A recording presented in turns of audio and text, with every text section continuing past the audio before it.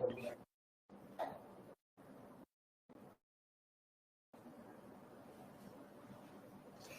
আলাইকুম এভরিওয়ান, আশা করি সবাই অনেক অনেক ভালো আছেন। আজকে খুবই গুরুত্বপূর্ণ একটি লেকচার নিয়ে আমরা পড়াশোনা করব, সেটি হলো বেসিক্যালি ইংলিশ লিটারেচারের উপরে। শুরু করার পূর্বে ফার্স্টে জানতে চাইবো আপনারা সবকিছু ঠিকঠাক শুনতে পাচ্ছেন কিনা, আমাকে ক্লিয়ারলি দেখতে পাচ্ছেন কিনা, অডিও ভিডিও ঠিকঠাক আছে কিনা। একটু অল ক্লিয়ার লিখে জানাবেন, যারাই জয়েন করেছেন ক্লাসটিতে অল ক্লিয়ার লিখে জানাবেন। হ্যাঁ, অলরাইট, ওকে, ঠিক আছে। তাহলে যারা জয়েন করেছেন একটু দ্রুত জানান যে আমাকে ক্লিয়ারলি শুনতে পাচ্ছেন কিনা, সবকিছু ঠিকঠাক আছে কিনা। অল ক্লিয়ার লিখবেন। হ্যাঁ, অল ক্লিয়ার লিখলে বুঝতে পারবো যে সবকিছু ঠিকঠাক আছে। ওকে, সবকিছু ঠিকঠাক আছে কিনা যারা জয়েন করেছেন একটু আমাকে কাইন্ডলি জানিয়ে দেন যে সবকিছু ঠিকঠাক আছে কিনা। আমাকে কি ক্লিয়ারলি শুনতে পাচ্ছেন, দেখা যাচ্ছে কিনা, এভরিথিং ক্লিয়ার আছে কিনা, একটু অল ক্লিয়ার লিখে জানাবেন। হ্যাঁ, একজন লিখেছেন আসসালামু আলাইকুম ভাইয়া। ওয়ালাইকুম আসসালাম। আচ্ছা, সবকিছু ঠিকঠাক আছে, সবকিছু। তাহলে ভিডিও দেখতে পাচ্ছেন, অডিও শুনতে পাচ্ছেন, বোর্ড দেখতে পাচ্ছেন, অলরাইট। তাহলে আমরা শুরু করতে পারি। আমাদের আজকে যে লেকচারটি সেটি হলো, আমরা জানি যে লিটারেচার পার্টের সেকেন্ড লেকচার। হ্যাঁ, আমরা ফার্স্ট লেকচারে পড়াশোনা করেছিলাম old English period and middle English period. আজকে আমরা যে টপিকটি নিয়ে পড়াশোনা করব সেটি হলো কি বলেন তো, সবাই আমরা জানি সেটি হলো রেনেসাঁ পিরিয়ড। রেনেসাঁ পিরিয়ড হচ্ছে ইংলিশ লিটারেচারের সবচেয়ে গুরুত্বপূর্ণ একটি টপিক হবে, কারণ একটু পরে আপনারা বুঝতে পারবেন। কারণ ইংলিশ ল্যাঙ্গুয়েজে যে গ্লোরিয়াস পিরিয়ড বলা হয়, গোল্ডেন এজ বলা হয়, সেটি কিন্তু আমরা জানি যে গোল্ডেন এজ হচ্ছে এলিজাবেথান এজ। কারণ এলিজাবেথান এজে হচ্ছে উইলিয়াম শেক্সপিয়ারের জন্ম, আর উইলিয়াম শেক্সপিয়ার মানে হচ্ছে ইংলিশ লিটারেচারের সবচেয়ে বড় একটা অংশ। অলরাইট, সো আমরা তাহলে শুরু করার পূর্বে একটু আপনাদেরকে অ্যানালাইসিসে নিয়ে যেতে চাই। আমি কয়েকটা কোশ্চেন দিয়ে আপনাদেরকে শুরু করতে চাই। অলওয়েজ আপনারা জানেন যে কয়েকটা কোশ্চেন দিয়ে আমি শুরু করি, আপনাদেরকে দেখিয়ে দিই যে পরীক্ষাতে প্রশ্নগুলো কিভাবে আসে।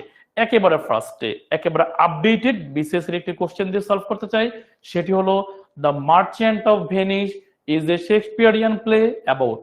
ওকে, একটু দেখি, আপনারা আমাকে কমেন্টে জানিয়ে দেন যে অ্যাকচুয়ালি এই প্রশ্নের উত্তর কোনটি, এ হবে, বি হবে, সি হবে, নাকি ডি হবে। কোশ্চেনটি হলো দ্য মার্চেন্ট অফ ভেনিস। এটা আপনারা জানেন যে উইলিয়াম শেক্সপিয়ারের খুবই বিখ্যাত একটি নাটক মার্চেন্ট অফ ভেনিস, মানে ভেনিস শহরের, ইতালির ভেনিস শহরের যে ব্যবসায়ী, ঠিক আছে, অ্যান্টোনিও শাইলক, যে পর্শিয়ার যে গল্পটি বা নাটকটি। আমরা এটা নিয়ে একটু পরে বিস্তারিত আলোচনা করবো, বাট আপনারা আমাকে ফার্স্টে জানিয়ে দেন যে এই প্রশ্নের উত্তর কোনটি হবে। এ জিও হবে, এ মোর হবে, এ রোমান হবে, নাকি এ টার্ক হবে। সো একটু দেখি, দ্রুত জানিয়ে দেন এটির উত্তর তাহলে কি হবে। অলরেডি অনেকেই লেখা শুরু করেছেন, আমি দেখতে পাচ্ছি। নূর নাহার লিখেছেন যে অপশন এ হবে। ইকবাল, জানাতুন নাইম, ঋতুপর্ণা, ইফতেখার ইসলাম, সর্দার, অলরেডি সবাই লিখে দিচ্ছেন যে অ্যান্সার হবে অপশন এ। জান্নাতুন নাইমও লিখেছেন অপশন এ হবে। আমরা জানি অপশন এ উত্তর হবে, কারণ এ জিও মানে হচ্ছে ইহুদি, তাই না? ওকে, সো একটি ইহুদিদের গল্প নিয়ে, একটি ইহুদিদের ঘটনা নিয়ে দ্য মার্চেন্ট অফ ভেনিস হচ্ছে এই নাটকটি উইলিয়াম শেক্সপিয়ার লিখেছেন। আমরা পরবর্তী আরেকটি বিসিএস এর প্রশ্নে যাব, সেটি হলো অথেলো। উইলিয়াম শেক্সপিয়ারের একটি ট্র্যাজেডি, খুবই বিখ্যাত একটি ট্র্যাজেডি নাটক অথেলো। তার বিলাভড কে ছিল বলেন তো? অথেলোর বিলাভড কে ছিল? ডেসডিমোনা ছিল, তাই না? অথেলোর বিলাভড হচ্ছে ডেসডিমোনা ছিল, ওয়াইফ হচ্ছে ডেসডিমোনা ছিল। সেই ডেসডিমোনাকে তার বিবাহের বার্ষিকীতে সে একটি কি দিয়েছিল বলেন তো? দেখে উত্তর করতে পারেন কিনা সবাই একটু বলেন। রিং দিয়েছিল, হ্যান্ডকারচিফ দিয়েছিল, পেডেনাট দিয়েছিল, নাকি বাংলিশ দিয়েছিল? বলেন দেখি অ্যান্সার কি হবে। ডেফিনেটলি আপনারা জানেন যে এটি অ্যান্সার হচ্ছে কি বলেন তো? অপশন বি হবে, কারণ হ্যান্ডকারচিফ দিয়েছিল। হ্যান্ডকারচিফ অর্থ কি আমরা জানি? হ্যান্ডকারচিফ অর্থ হলো রুমাল, তাই না? সো আপনারা বুঝতে পারছেন যে উইলিয়াম শেক্সপিয়ার বলেন বা আমাদের নাটক জগৎ বলেন বা লিটারেচার বলেন, লিটারেচার থেকে প্রশ্নগুলো কোন প্যাটার্নে হয়ে থাকে। সো আমরা আরেকটা প্রশ্ন যাব, নাম্বার প্রশ্ন, some books are to be tasted, others to be swallowed and some few to be chewed and digested. আমাদের এই এলিজাবেথান পিরিয়ড বা আমাদের এই রেনেসা যুগে বিখ্যাত একজন এসিস্ট আছেন, যিনি কিনা অনেক আমাদের প্রমথ চৌধুরীর মতো খুবই বেশি প্রবন্ধ লিখেছেন তিনি, এবং তার অনেক বিখ্যাত বিখ্যাত কিছু কোটেশনস আছে। সেই কোটেশনস গুলো প্রত্যেকটা পরীক্ষাতে আসে এবং খুবই খুবই গুরুত্বপূর্ণ। সেই কোটেশনের মধ্যে একটি হলো এই কোটেশনটি, যিনি লিখেছেন আমাদের একজন প্রাবন্ধিক বা এসিস্ট। কে বলেন তো প্রাবন্ধিক বা এসিস্ট কে ছিলেন? উই নো যে এটি ছিলেন হচ্ছে আমাদের ফ্রান্সিস বেকন।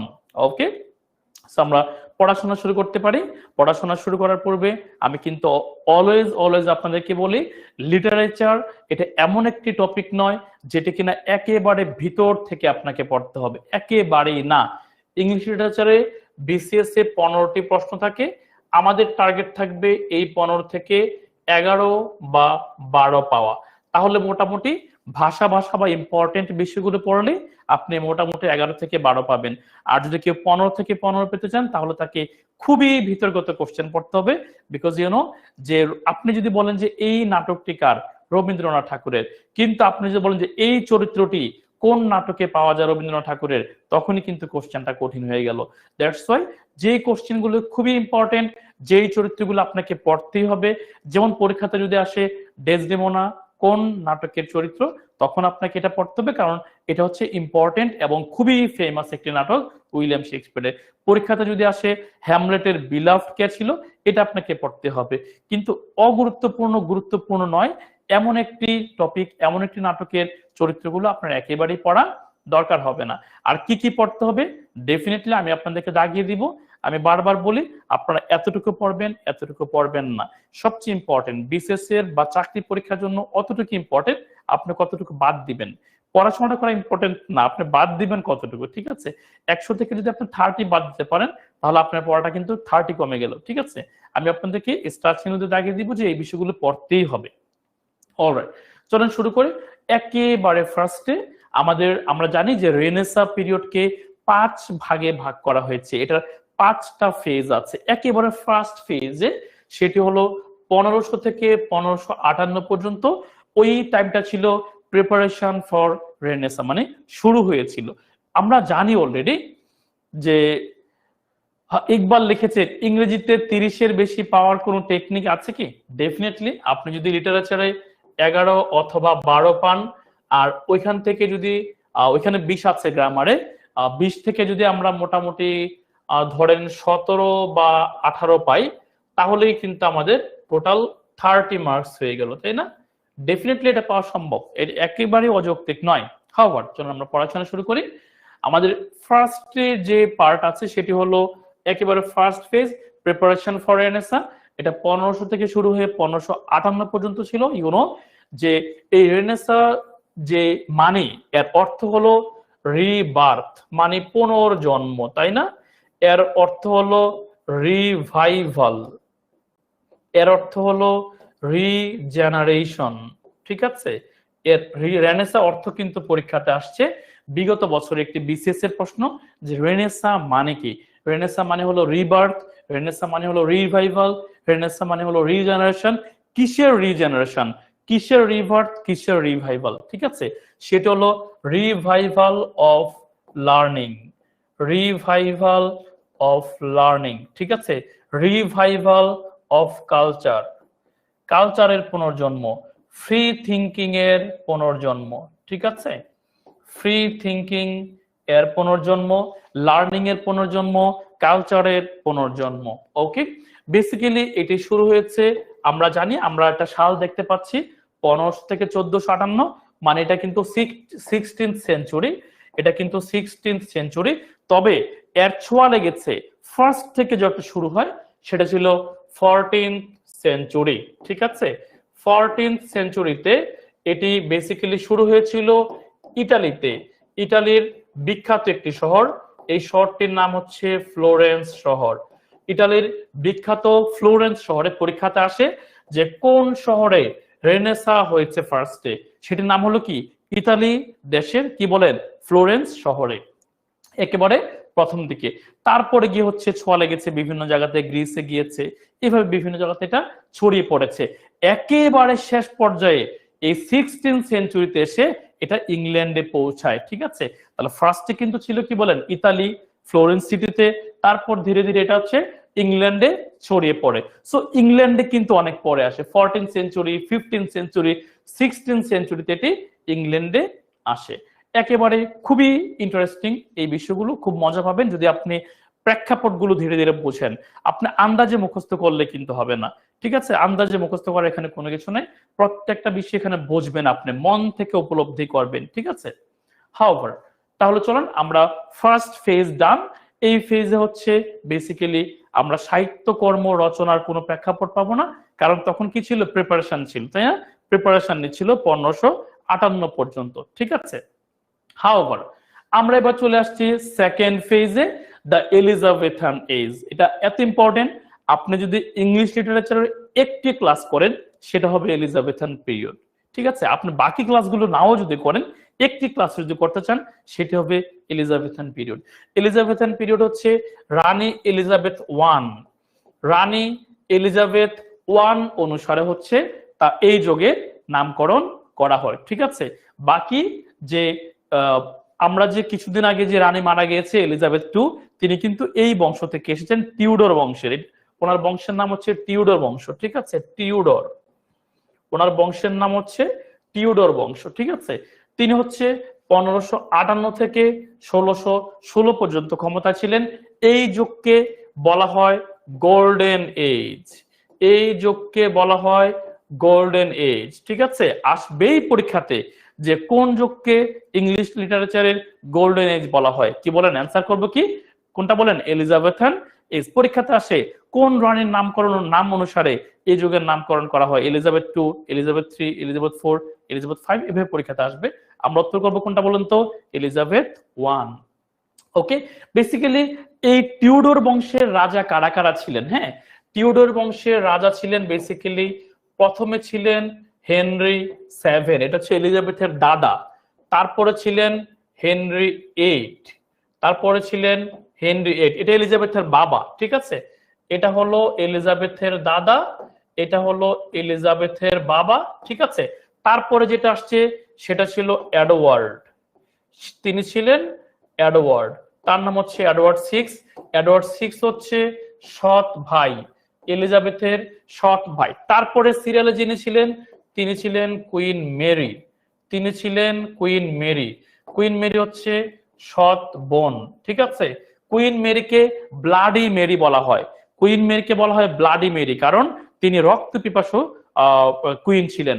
বলা হয় যে তিনি অসংখ্য প্রটেস্ট্যান্ট, প্রটেস্ট্যান্ট, ঠিক আছে, PROTESTANT, প্রটেস্ট্যান্ট। প্রটেস্ট্যান্ট মানে হচ্ছে যারা কি বলেন তো, পোপের বিরুদ্ধে কি করে, অংশগ্রহণ করে, পোপের বিরুদ্ধে যারা আন্দোলন করে এদেরকে বলছে হচ্ছে প্রটেস্ট্যান্ট। ঠিক আছে, সো এই প্রটেস্ট্যান্ট হচ্ছে বেসিক্যালি কুইন মেরি এই প্রটেস্ট্যান্টদেরকে হত্যা করেছিলেন, অনেক অনেক নারী মানে মানুষকে তিনি হত্যা করেছিলেন।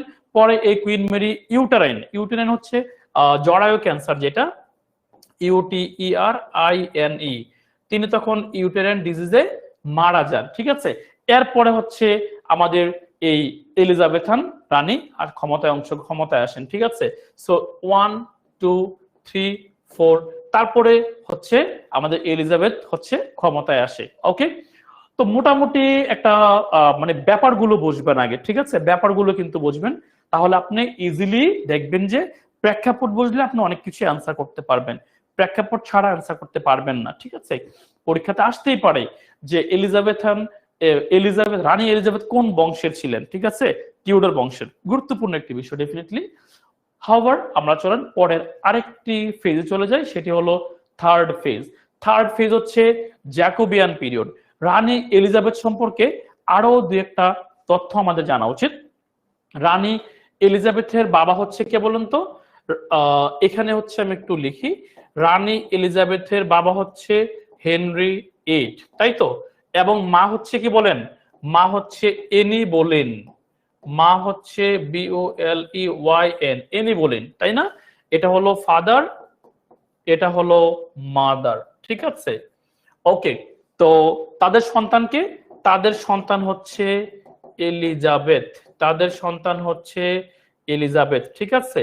তো হেনরি এইট অর্থাৎ রাজা এলিজাবেথের বাবা 2.5 বছর বয়স, রানীর যখন 2.5 বছর বয়স ছিল তখন তার মাকে শিরশ্ছেদ করে, মানে তার মাকে হচ্ছে মানে শিরশ্ছেদ করে হত্যা করে এবং এলিজাবেথকে অবৈধ সন্তান হিসেবে ঘোষণা করা হয়।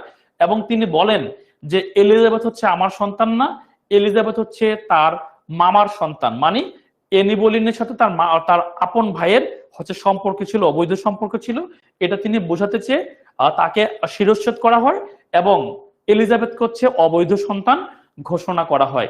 এখন কথা হলো, এলিজাবেথ অবৈধ সন্তান ঘোষণা করার ফলেও এলিজাবেথকে কেন হচ্ছে রানী ঘোষণা করা হয়েছিল? কারণ ওই বংশের আর কেউ ছিল না, ওই বংশের আর কেউ ছিল না, বাধ্য হয়ে এলিজাবেথকে হচ্ছে রানী ঘোষণা করতে হয়েছিল। ইংল্যান্ডের বা ব্রিটেনের বা ইউকের একটি প্রধান বৈশিষ্ট্য হলো এরা রাজা বা রানী ছাড়া এরা চলে না, রাজা বা রানীকে মারাত্মক প্রায়োরিটি দিয়ে চলাফেরা করে। এটা হচ্ছে এদের প্রধান অন্যতম মানে সংস্কৃতির একটি ধারক এবং বাহক। হাউভার এলিজাবেথ কিন্তু বিয়ে করে নাই, এলিজাবেথ কিন্তু বিয়ে করে নাই, তার বাবা 6টা বিয়ে করেছিল।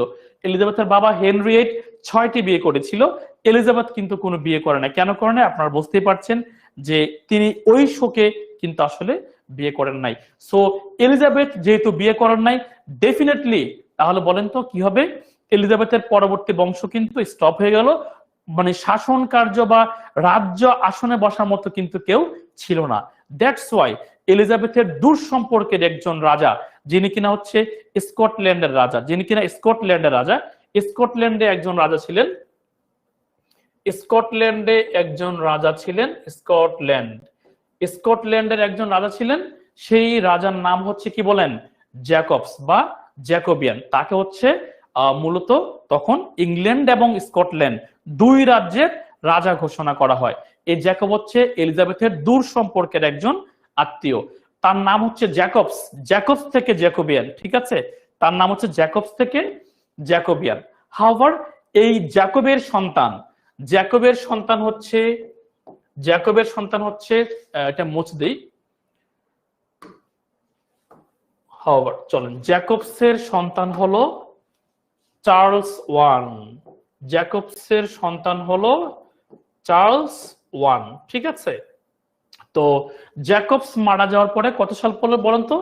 1625 সাল পর্যন্ত। জ্যাকবস মারা যাওয়ার পরে ক্ষমতায় আসে চার্লস ওয়ান। চার্লস ওয়ানের নামকরণ অনুসারে করা হয় ক্যারোলাইন এজ, ঠিক আছে, ক্যারোলাইন, বুঝতে হবে কিন্তু বিষয়টা।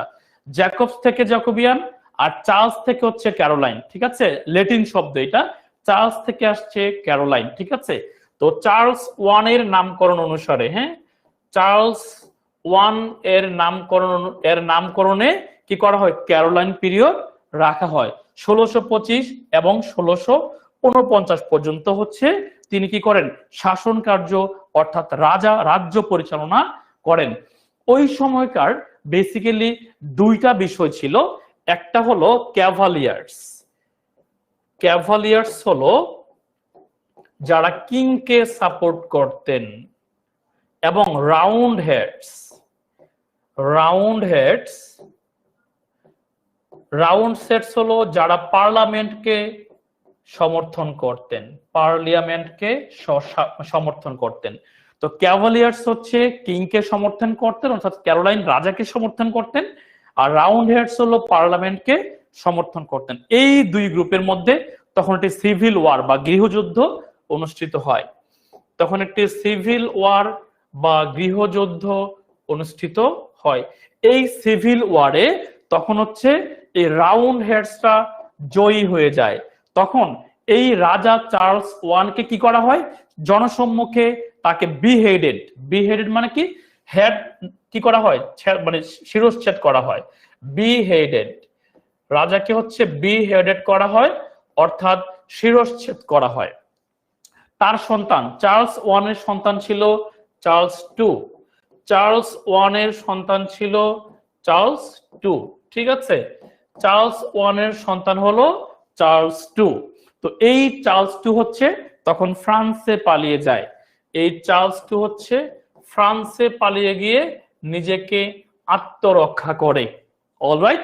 এরপরে এই 1649 সাল থেকে তখন কিন্তু ইংল্যান্ডে আর কোনো রাজা বা রানী ছিল না, কারণ রাজা যিনি আছেন এখন পরবর্তী রাজা কে বলেন, চার্লস টু, তিনি এখন কোথায় আছে, ফ্রান্সে আছে।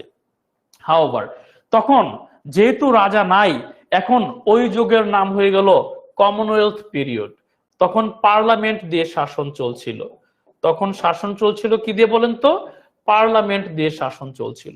ঠিক আছে, পার্লামেন্টের শাসন চলছিল। তখন নাম হচ্ছে, যিনি তখন শাসন কার্য পরিচালনা করছিলেন, তার নাম হচ্ছে অলিভার ক্রমওয়েল। তার নাম কি বলেন, অলিভার ক্রমওয়েল হচ্ছে শাসন কার্য বা দেশ চালাচ্ছিলেন পার্লামেন্ট অনুসারে, নট কিং বা কুইন। ঠিক আছে, এই অলিভার ক্রমওয়েল যখন মারা যায়, তার সন্তান হচ্ছে রিচার্ড ক্রমওয়েল। তার সন্তান হলো রিচার্ড ক্রমওয়েল। ঠিক আছে, এই রিচার্ড ক্রমওয়েল যখন শাসন কার্য বা দেশ চালাচ্ছিলেন, তখন জনগণ অসন্তুষ্ট হয়ে পড়ছিলেন, কারণ তিনি এক্সপার্ট ছিলেন না বা তিনি দেশ চালানো ভালো মতো বুঝতেছিলেন না। ঠিক আছে, ওই সময় 1660-এর দিকের ঘটনা এটা। তখন মানুষ বিরক্ত হয়ে যায় বা মানুষ হচ্ছে ক্ষুব্ধ হয়ে যায়।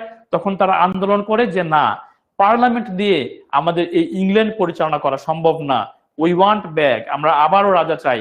কাকে চাই বলুন তো, আমরা ওই রাজাকে চাই যিনি কিনা চার্লস ওয়ানের সন্তানকে বলেন চার্লস টু, চার্লস টু কে ফ্রান্স থেকে ফেরত আনা হোক। ঠিক আছে, এরপরে কিন্তু নাম হয়ে যায় কি বলেন তো, রিস্টোরেশন পিরিয়ড হয়ে যায়, আবার রাজাকে রিস্টোর করা হবে।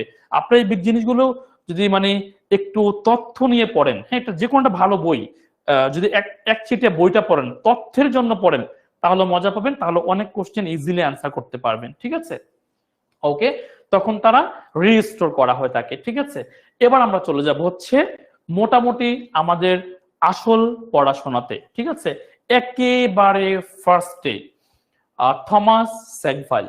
ঠিক আছে, আমি আপনাদেরকে বলে দিব যে পড়তে হবে কি পড়তে হবে না। হ্যাঁ, এটা পড়তে হবে, এটা পড়তে হবে। ঠিক আছে, আমি স্টার চিহ্ন দিয়ে দেবো, যেগুলো স্টার চিহ্ন এগুলো আপনি অবশ্যই পড়বেন। দ্য ট্রাজেডি অফ গর্ভডাক, এটা হলো একেবারে, আপনাদের কি খেয়াল আছে কিনা বলেন তো, আমাদের বাংলা সাহিত্যের ট্রাজেডি কোনটি বলেন, ফার্স্ট ট্রাজেডি বলতে পারবেন? আমাদের বাংলা সাহিত্যের প্রথম ট্রাজেডি কোনটি, খেয়াল আছে আপনাদের, বলতে পারবেন? আমাদের বাংলা সাহিত্যের প্রথম ট্রাজেডি কোনটি বলেন তো, সবাই একটু কমেন্ট বক্সে লিখে ফেলেন, বাংলা সাহিত্যের ট্রাজেডি কোনটি। ডেফিনেটলি যে বাংলা সাহিত্যের ট্রাজেডি বা প্রথম ট্রাজেডি হলো মাইকেল মধুসূদন দত্তের, কি বলেন তো কোনটা, মাইকেল মধুসূদন দত্তের। আমি বলেই দিলাম, দেখে উত্তর করতে পারেন কিনা।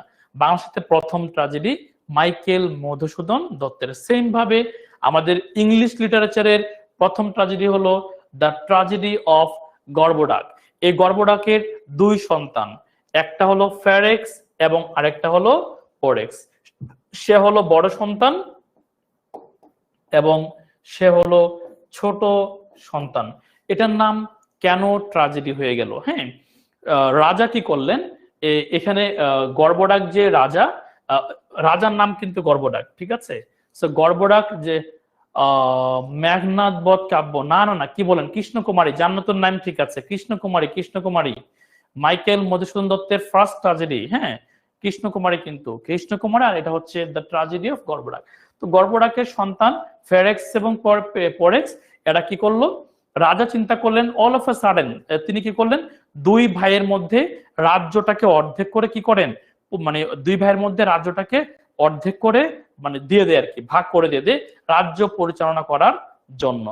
তো এই ছোট ভাই হচ্ছে বড় ভাইকে একসময় মেরে ফেলে, তারপর হচ্ছে মা আবার ছোট সন্তানকে মেরে ফেলে। খেয়াল করেন বিষয়টা, মারাত্মক ট্রাজেডি একটা। হ্যাঁ, পোরেক্স হচ্ছে ফেরেক্স কে মেরে ফেলে, তাহলে ফেরেক্স মারা গেল, তারপর মা মেরে ফেলে হচ্ছে পোরেক্স কে। ঠিক আছে, এভাবে ধীরে ধীরে এরা সবাই হচ্ছে মারা যায় এক এক করে। এক কথায় একটা ট্রাজেডি হয়। এটা খুবই ইন্টারেস্টিং একটা মানে ট্রাজেডি, আর যেটা কিনা হচ্ছে ইন্টারেস্টিং বলতে আসলে মানে আপনি ব্যথিত হওয়ার মতো। প্রথম দিকে ছিল তো, এটা ফার্স্ট দিকের একেবারে প্রথম দিকে। ঠিক আছে, হাউভার এর একটা ট্রাজেডি যেখানে কিনা তার নিজের সন্তানকে নিজেরাই মেরে ফেলে এবং নিজের আপনজনদের মধ্যে হচ্ছে এরা একে অপরকে হত্যা করা হয়। তো খুবই একটা প্যাথেটিক একটা সিচুয়েশন তৈরি হয়। এই কারণে এটা প্রথম দিকের একেবারে ফার্স্ট ট্রাজেডি বলা হয় এটাকে। ট্রাজেডির একেবারে ফার্স্টের দিকে কৃষ্ণ কুমারের মতো। হ্যাঁ, চলেন পড়তে হবে এটা। হ্যাঁ, এটা কিন্তু পড়তে হবে, ঠিক আছে। সো যেটা আমি স্টার চিহ্ন দিয়ে দেবো এটা আপনারা পড়বেন, পরীক্ষাতে আসে, মনে রাখবেন স্টার চিহ্ন দেওয়া মানে এটা পরীক্ষাতে আসে। হাওয়ার তাহলে আমি বলি কিভাবে যে পরীক্ষাতে আসে। আমরা যখন পড়াই তখন তো আমরা বিগত বছরের সকল কোশ্চেন দেখি, বিভিন্ন চাকরি পরীক্ষার যত কোশ্চেন আছে আমার সামনে থাকে এই কোশ্চেনগুলো। ওই কোশ্চেনগুলো দেখে দেখে আমরা হচ্ছে সিদ্ধান্ত নেই যে এই কোশ্চেনগুলো ইম্পর্টেন্ট, এগুলো আমরা ক্লাসে বলে দিই যে এগুলো আপনি অবশ্যই পড়বেন, আর বাকিগুলো তথ্য জানার জন্য পড়বেন, বাট পরীক্ষাতে আসে না। হাওয়ার তো এখন দেখেন, ক্রিস্টোফার মার্লো থেকে একটাও বাদ দেওয়া যাবে না, ক্রিস্টোফার মার্লো থেকে সবগুলোই পড়তে হবে, একটাও বাদ দেওয়ার কোনো সুযোগ নাই। মনে রাখবেন, ক্রিস্টোফার মার্লো জন্মগ্রহণ না করলে উইলিয়াম শেক্সপিয়ার অতটা পথ যেতে পারতেন না। কারণ উইলিয়াম শেক্সপিয়ারের প্রথম দিকের অনেকগুলো নাটক ক্রিস্টোফার মার্লো থেকে কপি করা অথবা ক্রিস্টোফার মার্লোর ধাঁচে লেখা।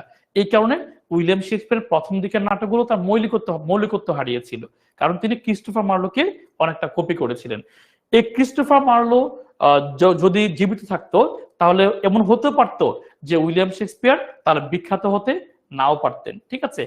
ক্রিস্টোফার মার্লো হচ্ছে একেবারে প্রথম দিকের, জন্মসালটা সেম। ক্রিস্টোফার মার্লো এবং উইলিয়াম শেক্সপিয়ার দুজনের জন্ম কিন্তু 1564 সালে। একেবারে ক্রিস্টোফার মার্লোকে অনেকে নাস্তিক মনে করতেন।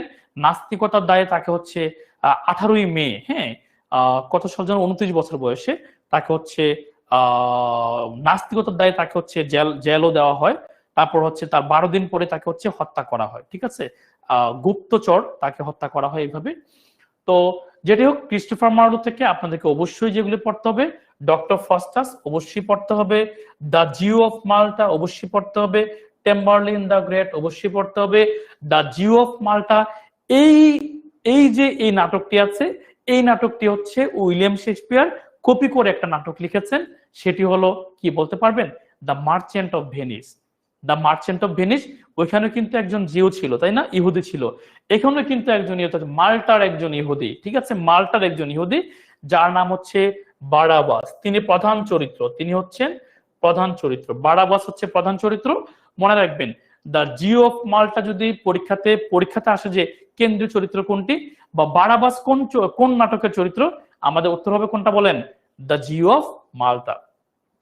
এখানে বারাবাসের যে মেয়ে তার নাম হচ্ছে এবিগেল, ঠিক আছে।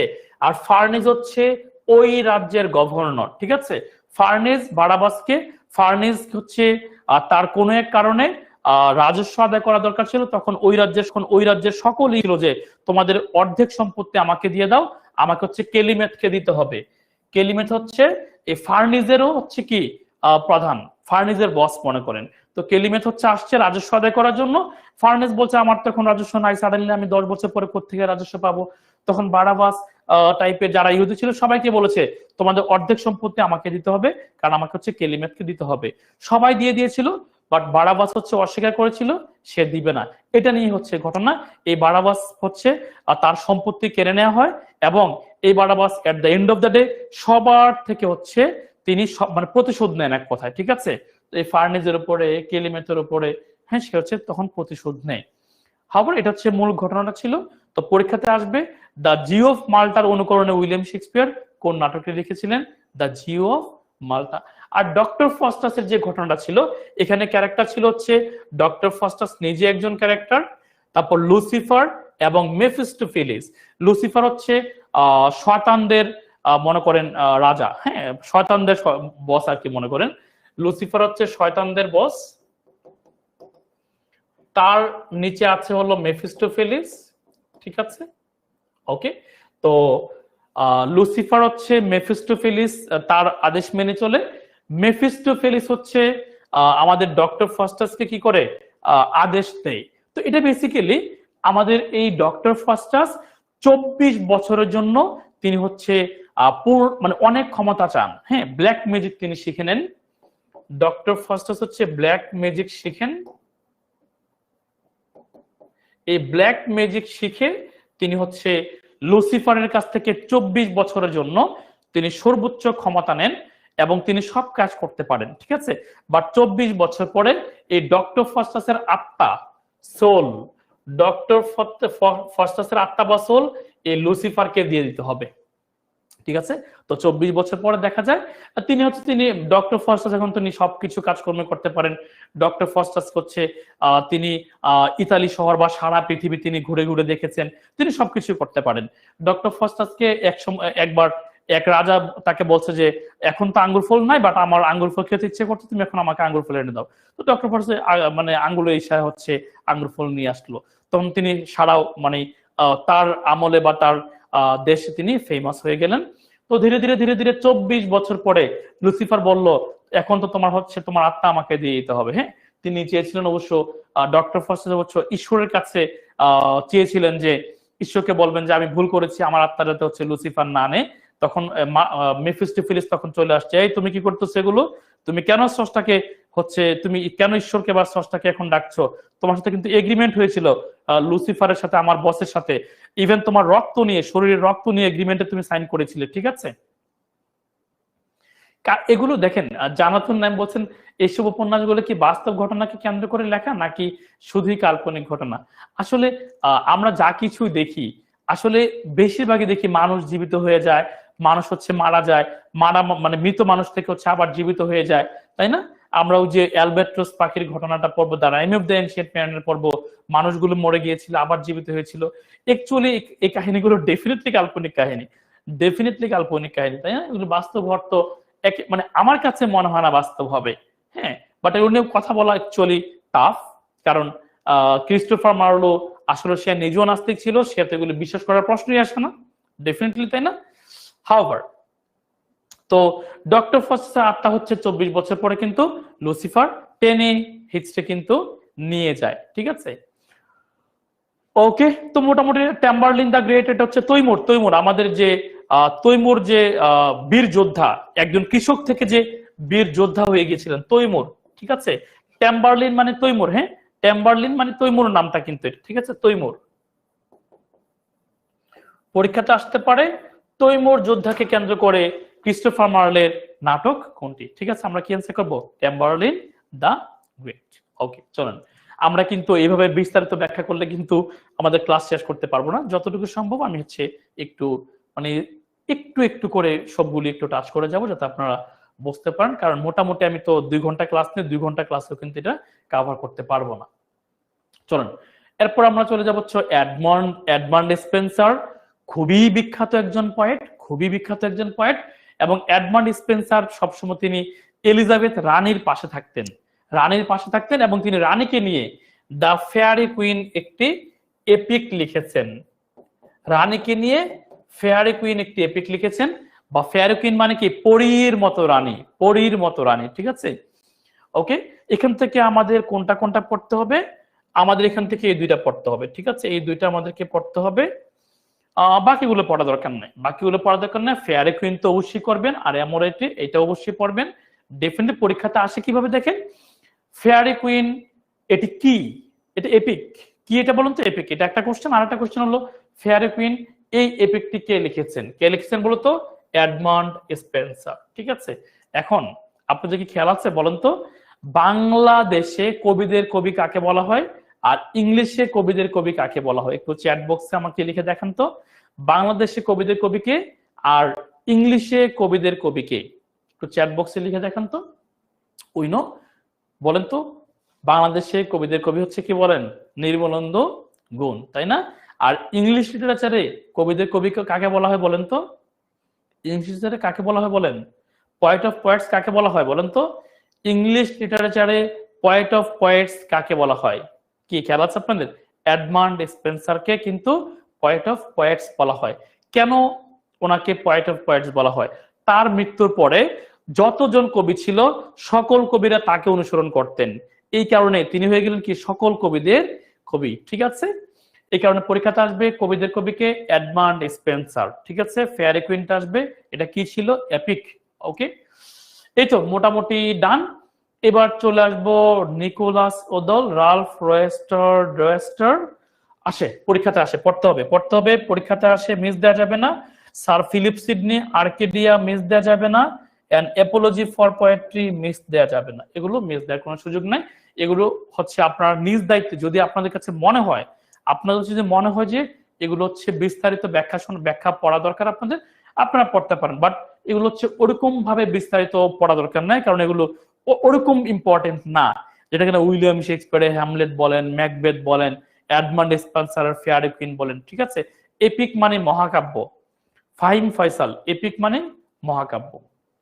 ওকে, মোটামুটি ডান। তারপরে চলেন John Webster, the Duchess of Malfi, এটা লাগবে, এটা লাগবে। টমাস কিট, অনেক ইম্পর্টেন্ট, অনেক অনেক ইম্পর্টেন্ট, 2টা স্টার দিয়ে দিলাম এটাকে। দ্য স্পেনিশ ট্র্যাজেডি, এটা পড়তে হবে। টমাস মোর, এটাও ইউটোপিয়া, এটাও পড়তে হবে, মিস করা যাবে না। হ্যাঁ, যেগুলো ইম্পর্টেন্ট আমি সেগুলো স্লাইডে রেখেছি। এখান থেকে স্পেনিশ ট্র্যাজেডিকে কপি করে, হ্যাঁ, আমাদের উইলিয়াম শেক্সপিয়ার হচ্ছে হ্যামলেট লিখেছিলেন, ঠিক আছে? হ্যামলেট, ওকে, এটা এই কারণে অনেক গুরুত্বপূর্ণ। The Spanish tragedy, Thomas Kyd হচ্ছে একজন ইউনিভার্সিটি উইট, তাই না? ইউনিভার্সিটি উইট কিন্তু তিনি হচ্ছে ইউনিভার্সিটি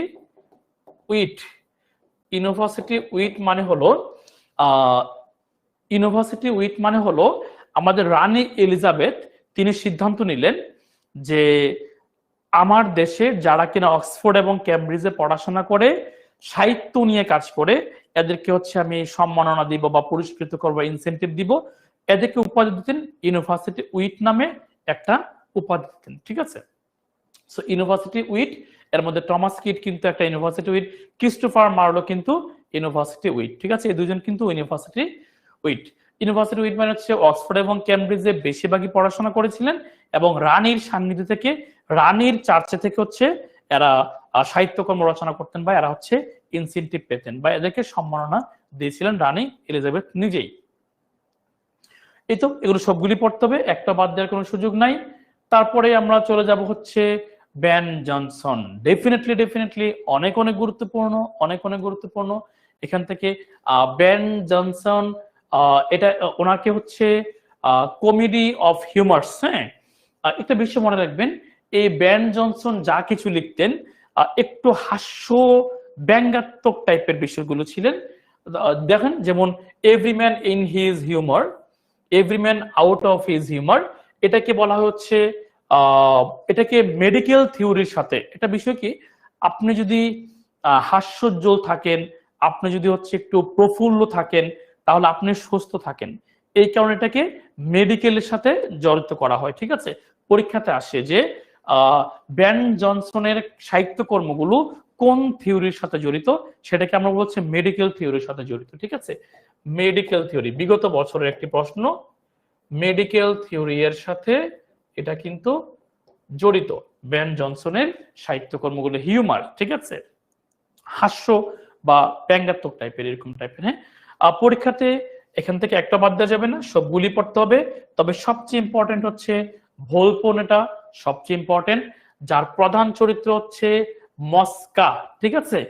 এই ভোলপনে একজন হচ্ছে প্রচুর টাকা পয়সা আছে এরকম একজন পার্সন, ভোলপনে প্রচুর টাকা পয়সা আছে এরকম একজন পার্সন, যার চাকর হচ্ছে মস্কা হচ্ছে যার চাকর, ঠিক আছে? সো একদা ভোলপনে চিন্তা করলো যে আমি মারা গেলে আমার এই ধন সম্পদ কে নিবে, এটা তো আসলে শিওর না, আমি একটু একটা ঘটনা তৈরি করি। সেটা হলো, তিনি তার আশেপাশে যত আত্মীয় স্বজন আছে, আত্মীয় স্বজনকে বলল যে ভোলপন হচ্ছে তিনি এখন অসুস্থ আছেন, ঠিক আছে? এবং অসুস্থ প্লাস হচ্ছে তিনি কি চান, মোটামুটি তাকে কে সহযোগিতা করতে চান, ঠিক আছে? তো তার আশেপাশে যারা আত্মীয় স্বজন ছিল সবাই তাকে সহযোগিতা করা শুরু করলো, সম্পদ দেয়া শুরু করলো। কেন সম্পদ দেওয়া শুরু করলো? সবাই চিন্তা করছে তিনি মারা যাওয়ার সময় তো বা আমি তাকে সম্পদ দিলে সে আমাকে রিটার্ন করে যাবে সম্পদগুলো, সবাই দেয়া শুরু করলো। ইভেন ইফ এমন একজন ছিল যে ভোলপন হচ্ছে একজনের স্ত্রীকে পছন্দ করতেন, সে তার স্ত্রীকেও দিয়ে দিল, ঠিক আছে? এরকম ঘটনা কিন্তু ঘটেছে। হাওয়ার, তো এই মসটা কিন্তু অনেক ধূর্তবাজ বা একটু কি বলবো যে ক্লেভার টাইপের একটা পার্সন ছিলেন। এট the end of the day এই মস্কাও কিন্তু চেয়েছিলেন যে এই ভোলপনের সকল সম্পত্তি দখল করার জন্য, ঠিক আছে? সো এটা শেষ পর্যায়ে গিয়ে ভোলপনে তাকে, তিনি যে নাটক সাজিয়েছিলেন যে আমি অসুস্থ, তখন শেষ পর্যায়ে গিয়ে কোর্ট তাকে হচ্ছে তার অজুহাতের বা তার যে মিথ্যার আশ্রয়ের কারণে তাকে জেল দেওয়া হয়, এবং তাকে ওই জেল দেওয়া হয় যে তিনি যতটুকু অসুস্থ ছিলেন ততটুকু অসুস্থ তিনি যতদিন পর্যন্ত না হবেন ততদিন পর্যন্ত হচ্ছে তিনি জেলেই থাকবেন। ঠিক আছে, তো অনেক বিশাল ঘটনা। হাওয়ার তো আপনারা পরীক্ষাতে এতটুকু পড়বেন যে ভোলপনি এর প্রধান চরিত্র কি বলুন তো? মস্কা। এটা ছাড়া জীবনও কোনো কিছু পরীক্ষাতে আসবে না। আর কে লিখেছেন? দ্য সাইলেন্ট ওমেন অনেক গুরুত্বপূর্ণ, দ্য আলকেমিস্ট অনেক গুরুত্বপূর্ণ। একটা বাদ দেওয়া যাবে না এখান থেকে, সবগুলোই পড়তে হবে, 5টাই পড়তে হবে এখান থেকে। ঠিক আছে, ওকে চলেন এরপরে আমরা চলে যাব হচ্ছে, আমরা জানি নিকোলা ম্যাকিয়াভেলি খুবই বিখ্যাত একটি গ্রন্থ দ্য প্রিন্স, তাই না? খুবই বিখ্যাত একটি গ্রন্থ। তিনি একজন রাজনীতিবিদ, তিনি একজন কি বলা যায় দার্শনিকও ছিলেন নিকোলা ম্যাকিয়াভেলি। ম্যাকিয়াভেলি থেকে আমরা পড়ি যে ম্যাকিয়াভেলিয়ান ক্যারেক্টার, তাই না? ম্যাকিয়াভেলিয়ান ক্যারেক্টার কি সেলফিশ ক্যারেক্টার, তাই না? দ্য প্রিন্স এই বইটি খুবই বিখ্যাত বই, অনেকবার পরীক্ষাতে আসছে। জর্জ চ্যাপম্যানের ইলিয়াড এবং ওডিসি অনেক গুরুত্বপূর্ণ, এখান থেকে একটাও বাদ দেওয়ার কোনো সুযোগ নাই। ইলিয়াডের ঘটনা তো আপনারা সবাই জানেন, যে ওই যে ইলিয়াড কার কার মধ্যে ঘটনা খেয়াল আছে আপনাদের? ট্রয় নগরী এবং যে গ্রিসের মধ্যে যে যুদ্ধ চলছিল, তাই না? খেয়াল আছে আপনাদের? ট্রয়ে কে কে ছিল খেয়াল আছে? ট্রয়ে ছিল হচ্ছে হেক্টর, তাই না? ট্রয় ছিল হচ্ছে প্যারিস, তাই না? হেক্টর এবং প্যারিস। আর ওই পাশে কে যেন ছিল? ওই পাশে ছিল হচ্ছে একিলিস। কি খেয়াল আছে আপনাদের? ওই পাশে ছিল হচ্ছে একিলিস এবং অ্যাগামেনন ছিল, তাই না? অ্যাগামেনন ছিল। বানানটা একটু মুছে দেই, বানানটা ভুল হয়ে গেছে। অ্যাগামেনন ছিল, হ্যাঁ ওকে, অ্যাগামেনন ছিল। অলরাইট, তো অ্যাকচুয়ালি ধীরে ধীরে সবাই কিন্তু মারা যায়, ধীরে ধীরে সবাই কিন্তু মারা যায়। তো শেষ পর্যায়ে যে ঘটনাটা ঘটে আপনাদের খেয়াল আছে কি না? শেষ পর্যায়ে যে ঘটনা সেটা হচ্ছে ট্রয়ের সেই বিখ্যাত ঘোড়া ট্রোজান হর্স। হ্যাঁ, খেয়াল আছে আপনাদের ট্রোজান হর্সের যে ঘটনাটা? হ্যাঁ, ট্রোজান হর্স, তাই না? এই যুদ্ধ হয়েছিল কত বছর বলেন তো? ইলিয়াড কিন্তু জাত মহাকাব্য। হ্যাঁ হ্যাঁ, ইলিয়াড কিন্তু জাত মহাকাব্য, মহাকাব্যের যে একেবারে বিখ্যাত, যে একেবারে জাতের মহাকাব্য, এই জাতের মহাকাব্য কিন্তু হচ্ছে ইলিয়াড। ঠিক আছে, এই এই ট্রয় নগরী গ্রিসরা যুদ্ধ হয়েছিল কিন্তু 10 ইয়ার্স, 10 বছর কিন্তু এদের মধ্যে যুদ্ধ হয়েছিল, তাই না? এই 10 বছর যুদ্ধের একেবারে 9ম বছরে গিয়ে গ্রিসরা এবং ট্রয়রা চিন্তা করলো যে না আর সম্ভব না। গ্রিসরা তখন একটা ফোন দিয়ে আটকালো যে না এদেরকে অন্যভাবে ধ্বংস করতে হবে। এরা কি করলো? রাতের বেলা সবাই চলে গেল, দিনের বেলা ট্রয়ের সবাই দেখে যে কিরে গ্রিসরা চলে গেল আমাদের দেশ ছেড়ে। না, চলে যায় নাই। তারা 12 কিলোমিটার দূরে একটা অন্য পার্শ্ববর্তী একটা জায়গাতে গিয়ে অপেক্ষা করছিল, এবং তারা চিন্তা করলো একটা ঘোড়া বানাবে, একটা ঘোড়া বানাবে। ওই ঘোড়াটার ভিতরে হ্যাঁ অনেক যোদ্ধা ছিল, অনেক যোদ্ধা ছিল। ওই সকল যোদ্ধারা, ইভেন ইফ তিনিও ছিলেন ওডিসিয়াস যে একজন যোদ্ধা, এই যোদ্ধাটাও কিন্তু এই হর্সের ভিতরে লুকায়িত অবস্থা ছিলেন। এই হর্সটা হচ্ছে ট্রয়ের ভিতরে ফেলে দিয়ে আসে। এই হর্সের ভিতরে কিন্তু অনেকজন যোদ্ধা ছিলেন বা সৈন্য ছিলেন বা বাহিনী ছিলেন। তো ট্রয়ের মানুষ মনে করলো যে এই ঘোড়াটা আবার কি ঘোড়া, এটা তো দেখে ভালোই মনে হচ্ছে, এই ঘোড়াটা মনে হয় কোনো দেবী দেবী দিয়েছে আমাদেরকে, ভালোই তো, এটাকে নিয়ে আসি। যেই ট্রয়ের দুর্গ ভেদ করে, যে ট্রয়ের দেয়াল ভেদ করে গ্রিসটা 10 বছরও ঢুকতে পারে নাই, তারা কিন্তু জাত মহাকাব্য হচ্ছে একটি মহাকাব্যের সকল বৈশিষ্ট্য যার মধ্যে পাওয়া যায়। ঠিক আছে, একেবারে তার বিন্দু পরিমাণ কোনো ত্রুটি নাই। তো এই ট্রোজান হর্স কিন্তু এই ট্রয়ের নাগরিকরা কিন্তু এই নগরের ভিতরে তাকে নিয়ে যায়, এই হর্সটাকে নিয়ে যায়। তখন তারা হচ্ছে সবাই চিন্তা করে যে আমরা তো এখন ফ্রি হয়ে গেছি। সারা দিন তারা হচ্ছে নাচানাচি করলো, গান করলো, মদ খেলো, খেয়ে হচ্ছে রাতের বেলা যখন প্রচুর টায়ার্ড, মানে অনেক টায়ার্ড হয়ে যখন তারা ঘুমিয়ে গেল, তখন এই ঘোড়া থেকে হ্যাঁ সাইনন নামে একজন লোক ছিল, সাইনন নামে একজন লোক ছিল। এই সাইনন হচ্ছে গ্রিসদের একজন সৈন্য, বাট সে হচ্ছে ট্রয় নগরীতে চলে আসছে। এসে বলে যে আমি হচ্ছে গ্রিসদের সাথে আর থাকবো না, আমি আপনাদের কাছে চলে আসছি। এই সাইনন কিন্তু হচ্ছে মূলত এই ট্রোজান হর্সের একটা পার্ট খুলে দেয়। খুলে দিলে এই সাইনন কিন্তু বিশ্বাসঘাতকতা করেছিল এই ট্রয়ের সাথে। ট্রয় আসলে সে তো ট্রয়ে আসে নাই, সে মূলত কি বলেন ট্রয়ে এসেছে কিন্তু গ্রিসদের পক্ষ হয়ে।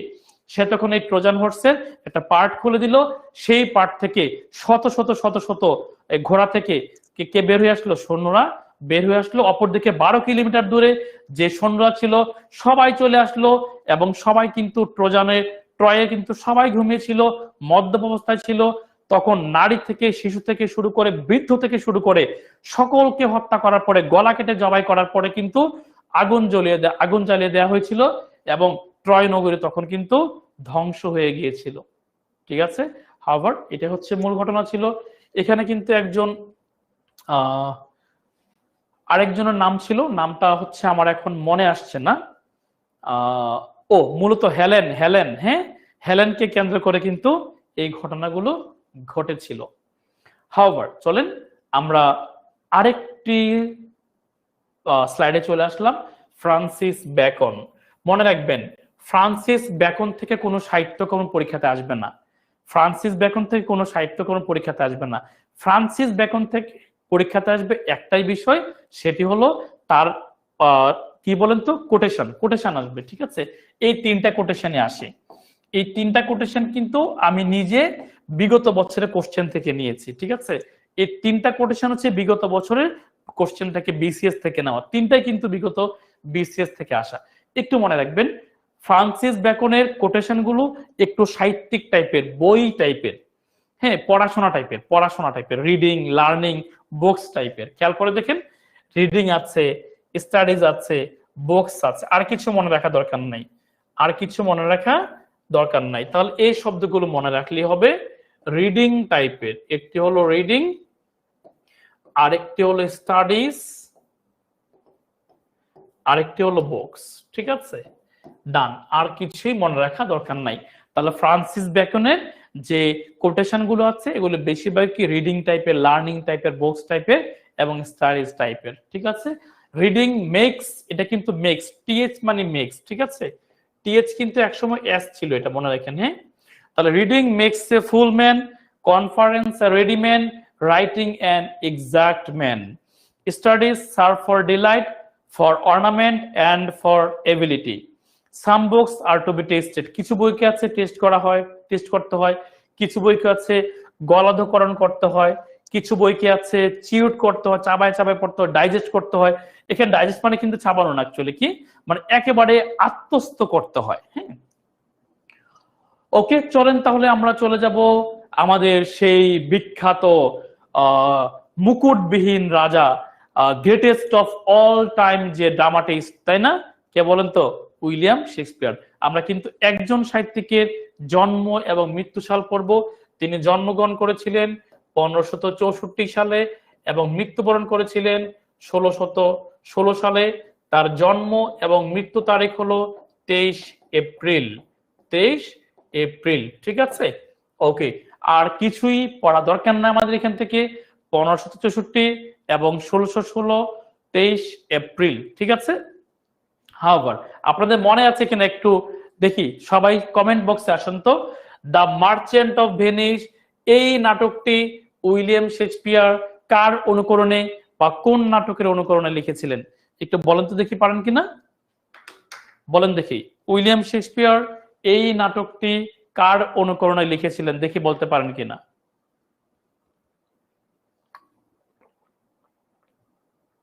অর্থাৎ কোন নাটকের অনুকরণে লিখেছিলেন, খেয়াল আছে আপনাদের?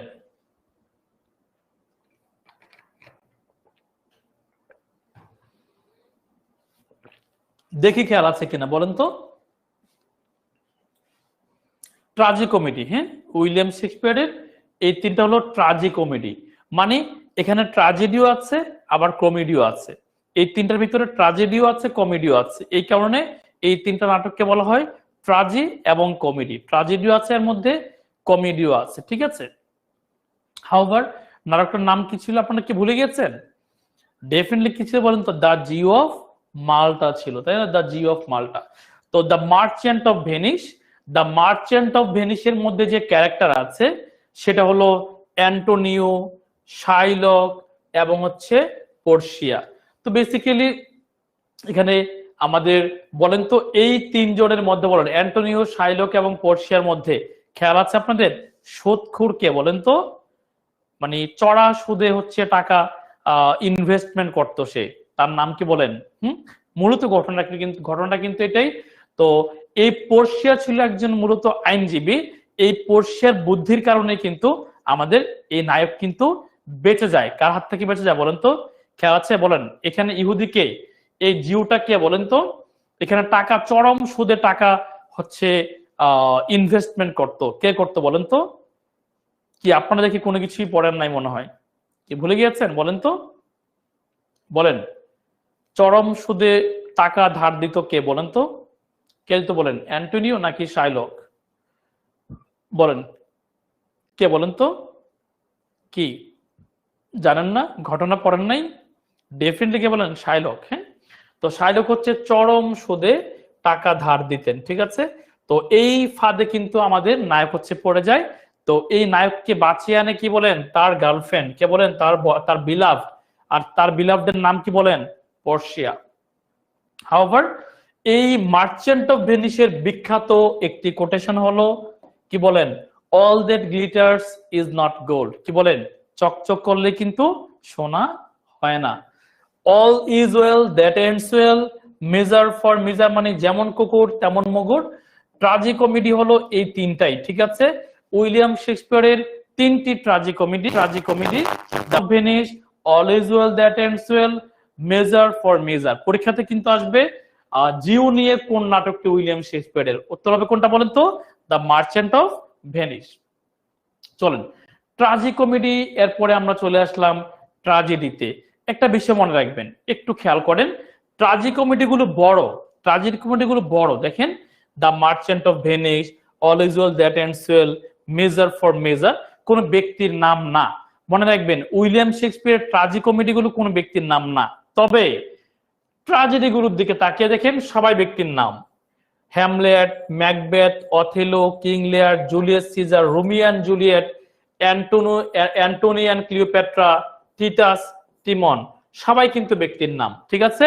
তাহলে আমরা একটা বিষয় মানে এভাবে ভালো মতো মনে রাখবো, ব্যক্তির নামগুলো হচ্ছে উইলিয়াম শেক্সপিয়ারের ট্রাজেডি, ঠিক আছে? আর ট্রাজেডি মানে কি? ট্রাজেডি মানে হলো প্রধান চরিত্র বা পারিপার্শ্বিক যে চরিত্রগুলো আছে তারা মারা যাবে শেষের দিকে, ঠিক আছে? সবাই কিন্তু মারা যায়, খেয়াল করেছেন? সবাই কিন্তু মারা যায়। হ্যামলেট মারা যায়, ম্যাকবেথ মারা যায়, অথেলো মারা যায়, কিং লিয়ার মারা যায়, ঠিক আছে? জুলিয়াস সিজার মারা যায়, রোমিও এন্ড জুলিয়েট মারা যায়, ঠিক আছে? অ্যান্টনি এন্ড ক্লিওপেট্রা তারা মারা যায়, টিটাস মারা যায়, তিমন মারা যায়, সবাই কিন্তু মারা যায়। সো ট্র্যাজেডি মানে কিন্তু শেষের দিকে প্রধান চরিত্র বা প্রোটাগনিস্ট গুলো মারা যাবে। তাহলে ট্র্যাজেডি আমরা লিখে নিব ব্যক্তির নাম। ট্র্যাজেডি গুলো কি বলেন? ট্র্যাজেডি গুলো হচ্ছে আমাদের ব্যক্তির নামে আছে। অলরাইট, তাহলে চলেন আমাদের এই টপিকটা শেষ হয়ে গেল। এবার আমরা যাব হচ্ছে প্রত্যেকটা টপিক থেকে চরিত্রগুলোতে যাব এবং এবং কি বলেন কোটেশনস গুলোতে যাব। হ্যামলেটের কোটেশনস মানে তো মানে আসবেই পরীক্ষাতে। হ্যামলেটের চরিত্র তো আমরা সবাই জানি। হ্যামলেটের চরিত্র হচ্ছে কিং হ্যামলেট, যিনি কিনা হচ্ছে প্রয়াত বা মারা গিয়েছেন ডেনমার্ক, তাই না? ডেনমার্ক কিন্তু পরীক্ষাতে কিন্তু এটা আসে যে এর সেটিং কোথায় বা এটা কোন দেশের রাজা ছিলেন? ডেনমার্ক কিন্তু, তাই না? প্রিন্স হ্যামলেট হচ্ছে আমাদের যে প্রিন্স হ্যামলেট জার্মানির উইটেনবার্গ ইউনিভার্সিটি তিনি এখন পড়াশোনা করছেন। গার্ট্রুড হলো তার মা, ক্লডিয়াস হলো তার চাচা যিনি বর্তমানে রাজ্য শাসন করছেন।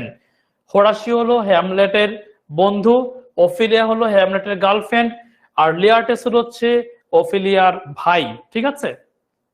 ওকে, তো হ্যামলেটের এই ঘটনাগুলো তো প্রেক্ষাপট আমরা আগে থেকেই জানি ডেফিনেটলি। মূলত আমাদের এই কিং হ্যামলেটকে হচ্ছে হত্যা করা হয়েছে, এর সাথে জড়িত ছিল হচ্ছে তার চাচা ক্লোডিয়াস, ঠিক আছে?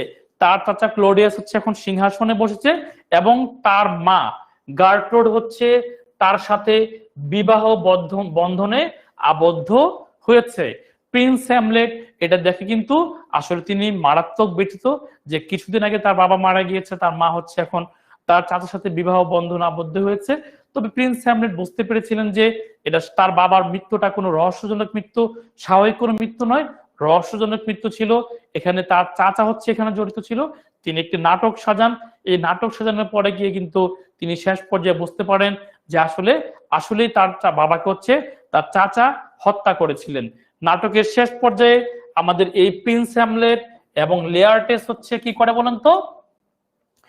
প্রিন্স হ্যামলেট এবং লেয়ারটেস হচ্ছে তারা তলোয়ার দিয়ে হচ্ছে যুদ্ধ অবতীর্ণ হয়। যুদ্ধ অবতীর্ণ হয়ে কিন্তু এই লেয়ারটেসের যে তলোয়ার ছিল, ওই ছুরিতে বা তলোয়ার হচ্ছে বিষ মাখানো ছিল, সেই বিষটা মাখিয়ে দিয়েছিল কে বলেন তো? ক্লোডিয়াস। ঠিক আছে, তো এই লেয়ারটেসের ছুরিকাঘাতে, বিষাক্ত ছুরিকাঘাতে কিন্তু আমাদের প্রিন্স হ্যামলেটের মৃত্যু হয়, এবং এই প্রিন্স হ্যামলেট কিন্তু সেম ছুরিটা নিয়ে লেয়ারটেসকে আঘাত করেন। লেয়ারটেসও কিন্তু সেখানে মারা যায়, এবং তার মা গার্টরুড হচ্ছে মানে বিষাক্ত বা বিষ মেখানো একটি মদ, যেটা কিনা হচ্ছে প্রিন্স হ্যামলেটকে খাইয়ে দেওয়ার চেষ্টা করা হয়েছিল, সেই মদ খেয়ে কিন্তু গার্টরুড হচ্ছে মারা যায়। ঠিক আছে, তো এখানে আরেকটি বিষয়, সেটি হলো এই ওফেলিয়া এবং লেয়ারটেসের বাবা হচ্ছে পলোনিয়াস। আমি যদি এখানে পলোনিয়াস হচ্ছে হ্যামলেটের ছুরিকাঘাতে মানে মারা যায়। কারণ এই প্রিন্স হ্যামলেট এবং গার্টরুড যখন হচ্ছে তারা একটি কক্ষে বা মানে আবদ্ধ কক্ষে যখন নিজেরা চুপচাপ কথা বলছিলেন, তখন তার বাবা ওফেলিয়া এবং লেয়ারটেসের বাবা কিন্তু এই কথোপকথনগুলো শুনছিলেন। দ্যাটস ওয়াই এই প্রিন্স হ্যামলেট কিন্তু ছুরিকাঘাতে কিন্তু তার বাবাকে হত্যা করেন। তখন থেকে কিন্তু ওফেলিয়া এবং লেয়ারটেস তারা কিন্তু আসলে হ্যামলেটকে আর পছন্দ করতেন না। লেয়ারটেস অলওয়েজ চাইতেন যে প্রিন্স হ্যামলেটকে যাতে তিনি হত্যা করতে পারেন। হাওয়ার পরীক্ষাতে প্রত্যেকটা চরিত্র গুরুত্বপূর্ণ, হ্যামলেটের একটি কমা বাদ দিতে পারবেন না, হ্যামলেটের একটা ফোঁটা আপনি বাদ দিতে পারবেন না, হ্যামলেটের সবকিছু আপনাকে পড়তে হবে, হ্যামলেটের প্রত্যেকটা বিষয় পড়তে হবে। বাট আমি দাগিয়ে দিচ্ছি কোনটা অবশ্যই পড়বেন। To be or not to be, that is the question, এটা অবশ্যই পড়বো। ফেলটি দাই নেম ইজ অবশ্যই পড়বো, পরীক্ষাতে অনেকবার আসছে। Brevity is the soul of it, এই তিনটা তো অবশ্যই পড়তে হবে। বাকিগুলো আপনাদের ইচ্ছা, পড়লেও পারেন না পড়লেও পারেন, বাট উপরের তিনটা অবশ্যই পড়তে হবে। To be or not to be, that is the question. Frailty, the name is women, frailty, the name is women, পরীক্ষাতে এটা অনেকবার আসছে। পরীক্ষাতে এভাবে আসছে যে frailty the name is women, এটা কোন নাটকের কোটেশন? এটা হচ্ছে কি বলেন? হ্যামলেটের। এবং এই কোটেশনটা কে বলেছিলেন? এটা বলেছিলেন কিন্তু উইলিয়াম শেক্সপিয়ার, অর্থাৎ কে বলেছিলেন? হ্যামলেট বলেছিলেন। হ্যামলেট খেয়াল করছেন যে আসলে বাবা মারা গিয়েছে কিছুদিন আগে, আমার মা হচ্ছে চাচার সাথে বিবাহ আবদ্ধ হয়েছে, নারী তোমার চরিত্রের নাম হচ্ছে দুর্বলতা। ঠিক আছে, তিনি কিন্তু অ্যাকচুয়ালি বলতে চেয়েছেন যে নারীর চরিত্রটা হচ্ছে অস্থির টাইপের, ভঙ্গুর টাইপের। এটা কিন্তু আমার কোনো কথা না, ডেফিনেটলি উইলিয়াম শেক্সপিয়ারের কথা, হ্যামলেটের কথা। Brevity is the soul of wit, brevity মানে সংক্ষিপ্ত কথাবার্তা হচ্ছে বুদ্ধিমানের কথাবার্তা। আজাইরা কথা, বেশি কথা কিন্তু বুদ্ধিমানের কোনো কথাবার্তা নয়। There is nothing either good or bad, but thinking makes it so. আসলে ভালো এবং খারাপ বলতে কোনো কিছুই নাই, আপনার চিন্তা চেতনাটা হচ্ছে কিন্তু আসলে সেটা নির্ধারণ করে দেয়। একজন মানুষ, আপনি উদাহরণস্বরূপ আপনি টিচারের সামনে পা তুলে বসে আছেন, টিচার বললো যে মারাত্মক বেয়াদব ছেলে তুমি, আবার সেম আপনি যখন ইংল্যান্ডে গিয়ে টিচারের সামনে পা তুলে বসে আছেন, টিচার এটাতে কোনো কিছু মাইন্ড দিয়ে করবে না। ঠিক আছে, থিঙ্কিং এর বিষয়টা, তাই না? থিঙ্কিং এর বিষয়টা। আপনি আপনার অনেক সিনিয়র একজন প্রফেসরের সাথে কথা বলতে যেভাবে সম্মান দিয়ে কথা বলেন, অন্যান্য দেশে ইউরোপিয়ান কান্ট্রি কিন্তু মানে ওটা ওদের কাছে কোনো ম্যাটারই করে না। ঠিক আছে, সো বেসিক্যালি কিন্তু কান্ট্রি টু কান্ট্রি ভেরি করে থিঙ্কিং আসলে মেক্স ইট সো। অলরাইট, তাহলে চলেন মোটামুটি আমরা চলে আসলাম আরেকটি পড়াতে, সেটা হলো ম্যাকবেথ। ঠিক আছে, দেখি বলতে পারেন কিনা। ঠিক আছে, বলতে পারবেন এই ম্যাকবেথের ঘটনাটা, বা এই যে কিং ডানকান, হ্যাঁ বলেন তো কিং ডানকান তিনি কোন দেশের রাজা ছিলেন, বা ম্যাকবেথ কোন দেশের রাজা হয়েছিলেন? বলেন দেখি, আপনাদের কাছে কোশ্চেন এটা বলেন, ম্যাকবেথ কোন দেশের রাজা ছিলেন, বা এই ম্যাকবেথ নাটকের সেটিং কোনটি? বলেন দেখি, ম্যাকবেথ নাটকের সেটিং কোনটি? বলেন দেখি, বলেন তো ম্যাকবেথ নাটকের সেটিং কোনটি?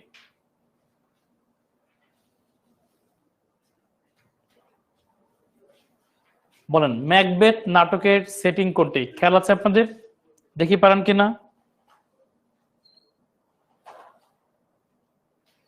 ম্যাকবেথ নাটকের সেটিং কোনটি বলেন, মানে কোন দেশে হয়েছিল নাটকটি?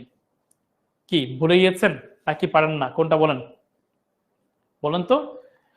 স্কটল্যান্ডের ছিলেন। ঠিক আছে, স্কটল্যান্ডের। পরীক্ষাতে আসবে ম্যাকবেথ নাটকটি কোন দেশের সিটিং, ঠিক আছে, স্কটল্যান্ড। তো এই স্কটল্যান্ডের ম্যাকবেথ তিনি ছিলেন হচ্ছে প্রধান একজন সামরিক কর্মকর্তা, যিনি হচ্ছে কিং ডানকানের অধীনে কাজ করতেন।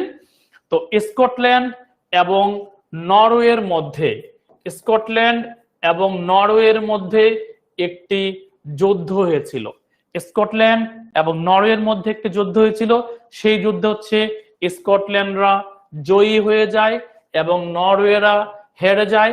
এর মধ্যে প্রধান ছিলেন হচ্ছে, কাজকর্ম করেছিলেন কে বলতো, প্রধান ছিলেন ম্যাকবেথ।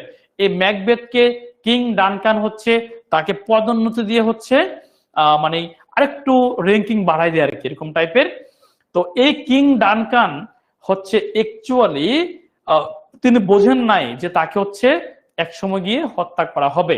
এই কিং ডানকান থ্রি উইচেস মানে হচ্ছে তিনটা ডাইনি, তিন ডাইনি। এই তিন ডাইনি হচ্ছে, ডাইনি দেখেন এখানে কিছু ডাইনির চরিত্র দেওয়া আছে, দেখা যায় না ছবিতে। এই তিন ডাইনি হচ্ছে ম্যাকবেথকে এবং ব্যাংকোকে বলেছিল, এই ম্যাকবেথ তুমি কিন্তু স্কটল্যান্ডের রাজা হয়ে যাবা, ঠিক আছে, ব্যাংকো তোমার ছেলেও কিন্তু স্কটল্যান্ডের রাজা হবে এক সময় গিয়ে। তো ম্যাকবেথ বলছে এগুলো কি ডাইনিরা, এগুলো কি কথাবার্তা বলছে, তো রাজার কথা এগুলো। তো একটু পরেই যখন দেখলেন যে এই ডাইনিগুলো বলেছিল যে তোমাকে হচ্ছে রাজা কি করবে, কিং ডানকান হচ্ছে তোমাকে হচ্ছে উচ্চ পদে আসীন করবে। তো একটু পরে আসলে দেখলো যে তাকে উচ্চ পদে আসীন করা হয়েছে। তো বললেন যে না, ডাইনিদের কথা তো মিলে যাচ্ছে, তার মানে আমি রাজা হতে পারবো। তো লেডি ম্যাকবেথ তিনি ছিলেন ওই যে মানে অ্যাকচুয়ালি লেডি ম্যাকবেথ মানে নারীদের চরিত্র এখানে বোঝানো হয়েছে, যে একটু লুভি টাইপের কোনো কিছু বোঝানো হয়েছে লেডি হিসেবে। তো লেডি ম্যাকবেথ চিন্তা করলেন যে আমি তো রানী হতে পারবো, তুমি রাজা হয়ে যাবা, চলো আমরা কিং ডানকানকে মেরে দিই। তো কিং ডানকান একদিন ম্যাকবেথের বাসায় বেড়াতে আসছিল। তো বেড়াতে আসার ফলে কি হয়েছে বলুন তো, লেডি ম্যাকবেথ চিন্তা করলেন যে আজকেই তো সুযোগ, হ্যাঁ আজকে রাজাকে খতম করে দেওয়ার সুযোগ। তো রাজাকে হচ্ছে খতম করে দিল। তো লেডি ম্যাকবেথ প্ররোচিত করেছিল, ম্যাকবেথ কিন্তু চায় নাই, হ্যাঁ ছেলেদের হার্ট দুর্বল তো চায় নাই, কিন্তু মেয়েদের হার্ট তো অনেক কঠিন। তো মেয়েরা হচ্ছে কিন্তু লেডি ম্যাকবেথ বলল যে না আমাকে রানী হইতে হবে। তো রাজাকে খতম করার জন্য লেডি ম্যাকবেথ বলল তুমি কি কাপুরুষ নাকি, হ্যাঁ তুমি তুমি রাজা হবা কিছুদিন পরে, হ্যাঁ তো আমি তো এরকম হাজবেন্ড চাই না, তুমি কাপুরুষ কেন। তো তো হচ্ছে রাজাকে পরিচিত করে, ম্যাকবেথকে পরিচিত রাজাকে হত্যা করা হয়। হত্যা করে, কিন্তু তখন এখানে একটা বিষয় আছে, এই যে লেডি ম্যাকবেথের হাতে রক্ত লেগে থাকে এবং তিনি কিন্তু এই নাটকের শেষ পর্যায়ে গিয়ে পাগল হয়ে যায় যে আমার হাতে যে রক্ত লেগে আছে, এই রক্ত যদি সমগ্র আরবের পারফিউম যদি আমার হাতে ঢেলে দেওয়া হয়, তবুও এই রক্তের কি স্যান্ট বা স্মেলিং কিন্তু শেষ হবে না। এট দ্য এন্ড অফ দ্য, একেবারে শেষের দিকে এই লেডি ম্যাকবেথ কিন্তু পাগল হয়ে সে মারা যায়। একেবারে শেষ পর্যায়ে গিয়ে হচ্ছে এই ম্যাকবেথকেও কিন্তু হত্যা করা হয়, ঠিক আছে। কিং ডানকানের কিন্তু ছেলে আছে, কিং ডানকানের ছেলে হচ্ছে ম্যালকম, কিং ডানকানের ছেলে হচ্ছে ম্যালকম। এই ম্যালকম হচ্ছে শেষ পর্যন্ত ম্যাকবেথকে হারিয়ে বা ম্যাকবেথকে হত্যা করার মাধ্যমে রাজ্যটা আবার দখল করতে পারে। হাওয়ার এখানে পরীক্ষাতে যে কোশ্চেনটা আসে এটা আসলে হলো fair is foul, foul is fair. এই ডাইনিগুলো নাচে নাটকের শুরুতে, নাচে আর গান গায় যে ভাগ্য মন্দ মোদের খারাপ, খারাপ মোদের মন্দ, এরকম টাইপের একটা কথা। Fair is foul, foul is fair, মানে ভালো হচ্ছে খারাপ, খারাপ হচ্ছে ভালো, ঠিক আছে। তারপরে এই যে লেডি ম্যাকবেথ বলে, এটা হচ্ছে 41 BCS আসছে, এটা 41 BCS আসছিল। Here is still the smell of blood, all the perfumes of Arabia will not sweeten this little hand. আমার এই ছোট হাতকে হচ্ছে কি করতে পারবে না, সমগ্র আরবের পারফিউম যদি আমার হাতে দিয়ে দেই, এই ছোট হাতকে হচ্ছে সুইটেন করতে পারবে না। তারপরে life is but a walking shadow, জীবন হচ্ছে একটি চলমান ছায়া, অনেক গুরুত্বপূর্ণ। লাইফ ইজ এখান থেকে গুরুত্বপূর্ণ না, বাকিগুলো গুরুত্বপূর্ণ না, এই তিনটাই পর্ব আমরা বাকিগুলো একটু আলোচনা করে দিই আমি।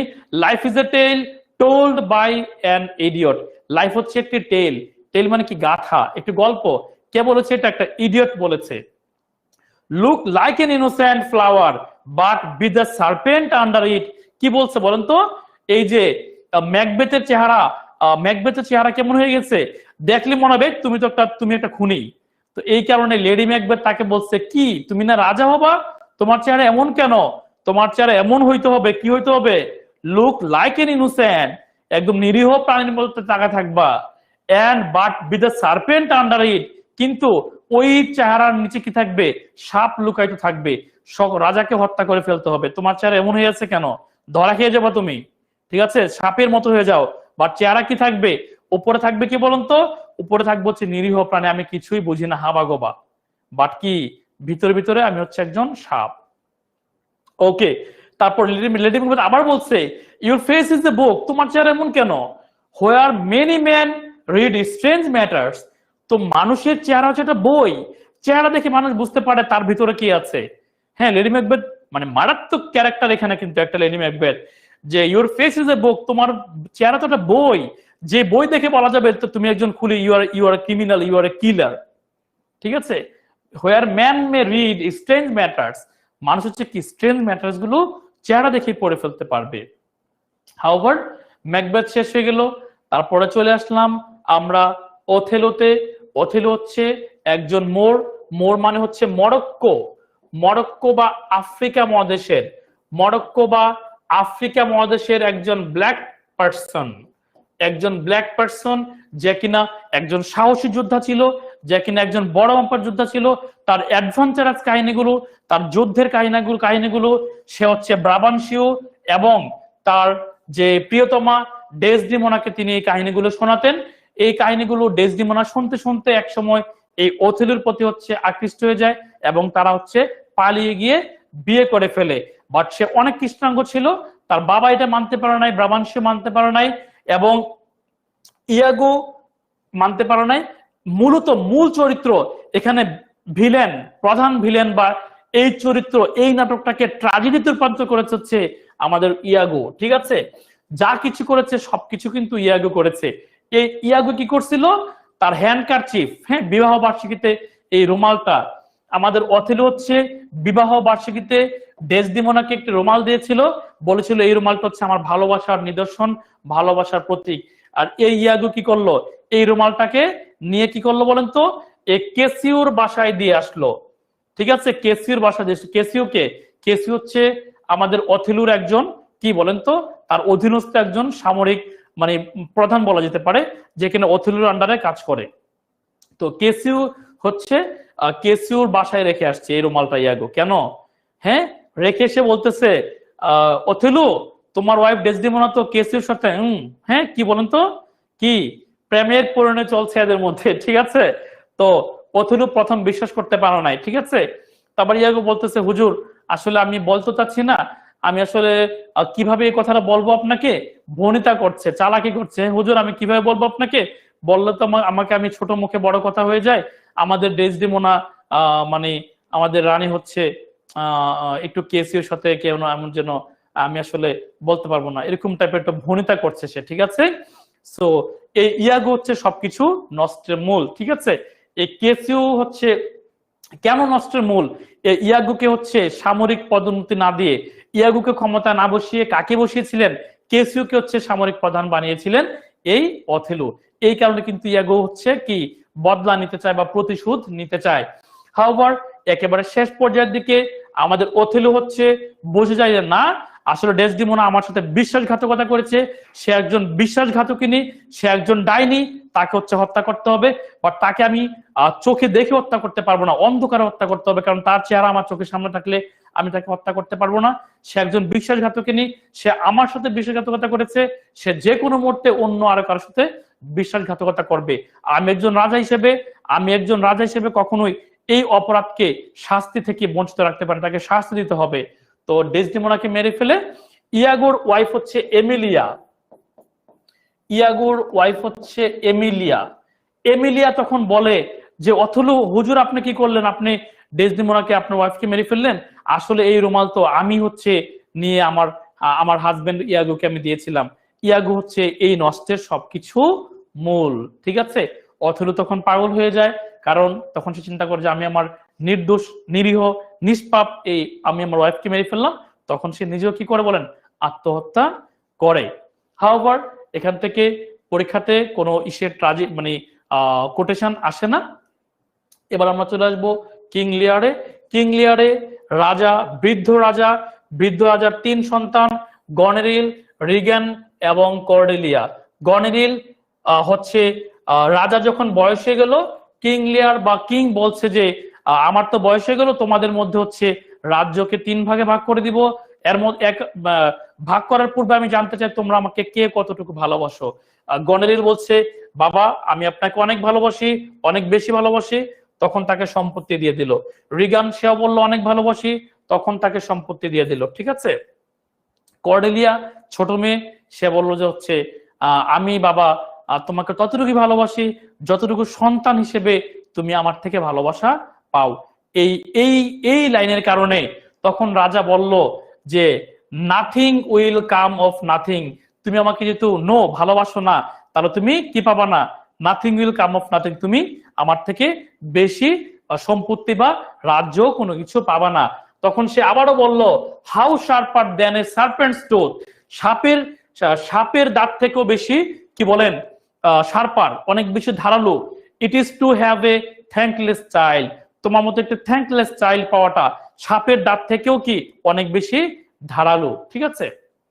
তারপরে মাই love is রিচার then my tongue, কি সে কিন্তু বলেছিল যে বাবা আমার লাভ হচ্ছে অনেক বেশি রিচার, আমি আমার টাং দিয়ে বলতে পারবো না তোমাকে আমি কতটুকু ভালোবাসি। I am a man more sinned against than shining. আচ্ছা, এই বাক্যের অর্থ হলো তখন আমাদের এই ছোট মেয়ে বলে যে আমি অতটুকু পাপ করি নাই বাবা, তুমি আমাকে যতটুকু শাস্তি দিয়েছো, আমাকে যতটুকু শাস্তি দেওয়া হয়েছে আমার পাপের বিপরীতে, আমি যদি পাপ করে থাকি 1%, আমাকে শাস্তি দেওয়া হয়েছে 99%। ঠিক আছে।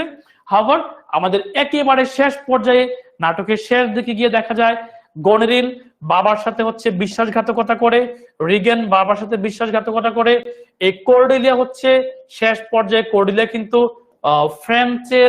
ফ্রান্সের কিং এর সাথে বা প্রিন্সের সাথে তার বিয়ে হয়, এবং এই কিং লিয়ার শেষ পর্যায়ে গিয়ে একেবারে শেষে এই ফ্রান্সের সাথে হচ্ছে ইংল্যান্ডের একটি যুদ্ধ হয়।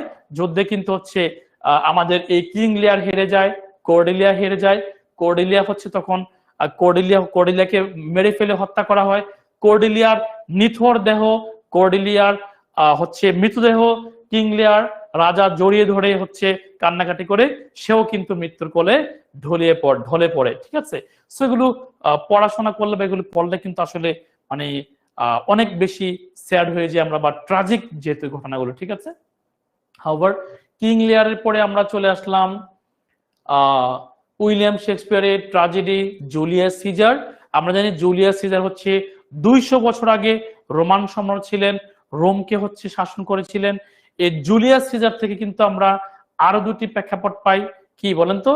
জুলিয়াস সিজারের পরের ঘটনা কোনগুলো বলেন? Antony and Cleopatra. ঠিক আছে। কিন্তু জুলিয়াস সিজার থেকে পরের ঘটনা আসবে এগুলো। এটা নিয়ে বিস্তারিত কোনো কিছু বললাম না, কারণ এখানে হচ্ছে বিস্তারিত বলতে গেলে মোটামুটি আজকে ক্লাস শেষ করতে পারবো না। আমাদের কিন্তু 50টা এমসিকিউ আছে, ওই 50টা এমসিকিউ কিন্তু আপনাদেরকে আমি সলভ করে দিব। ওই প্রশ্নগুলো একটা বাদ দিবেন না। সবাই হচ্ছে ক্লাসে ডেফিনেটলি লাইভ ক্লাস করবেন। লাইভ ক্লাস করার জন্যই তো হচ্ছে মোটামুটি আপনারা ভর্তি হয়েছেন, বাট একেবারে না পারলে কি করবেন, গিয়ে রেকর্ড ক্লাস করবেন। ডেফিনেটলি লাইভ ক্লাস করবেন, লাইভ ক্লাস না পারলে গিয়ে রেকর্ড ক্লাস করবেন।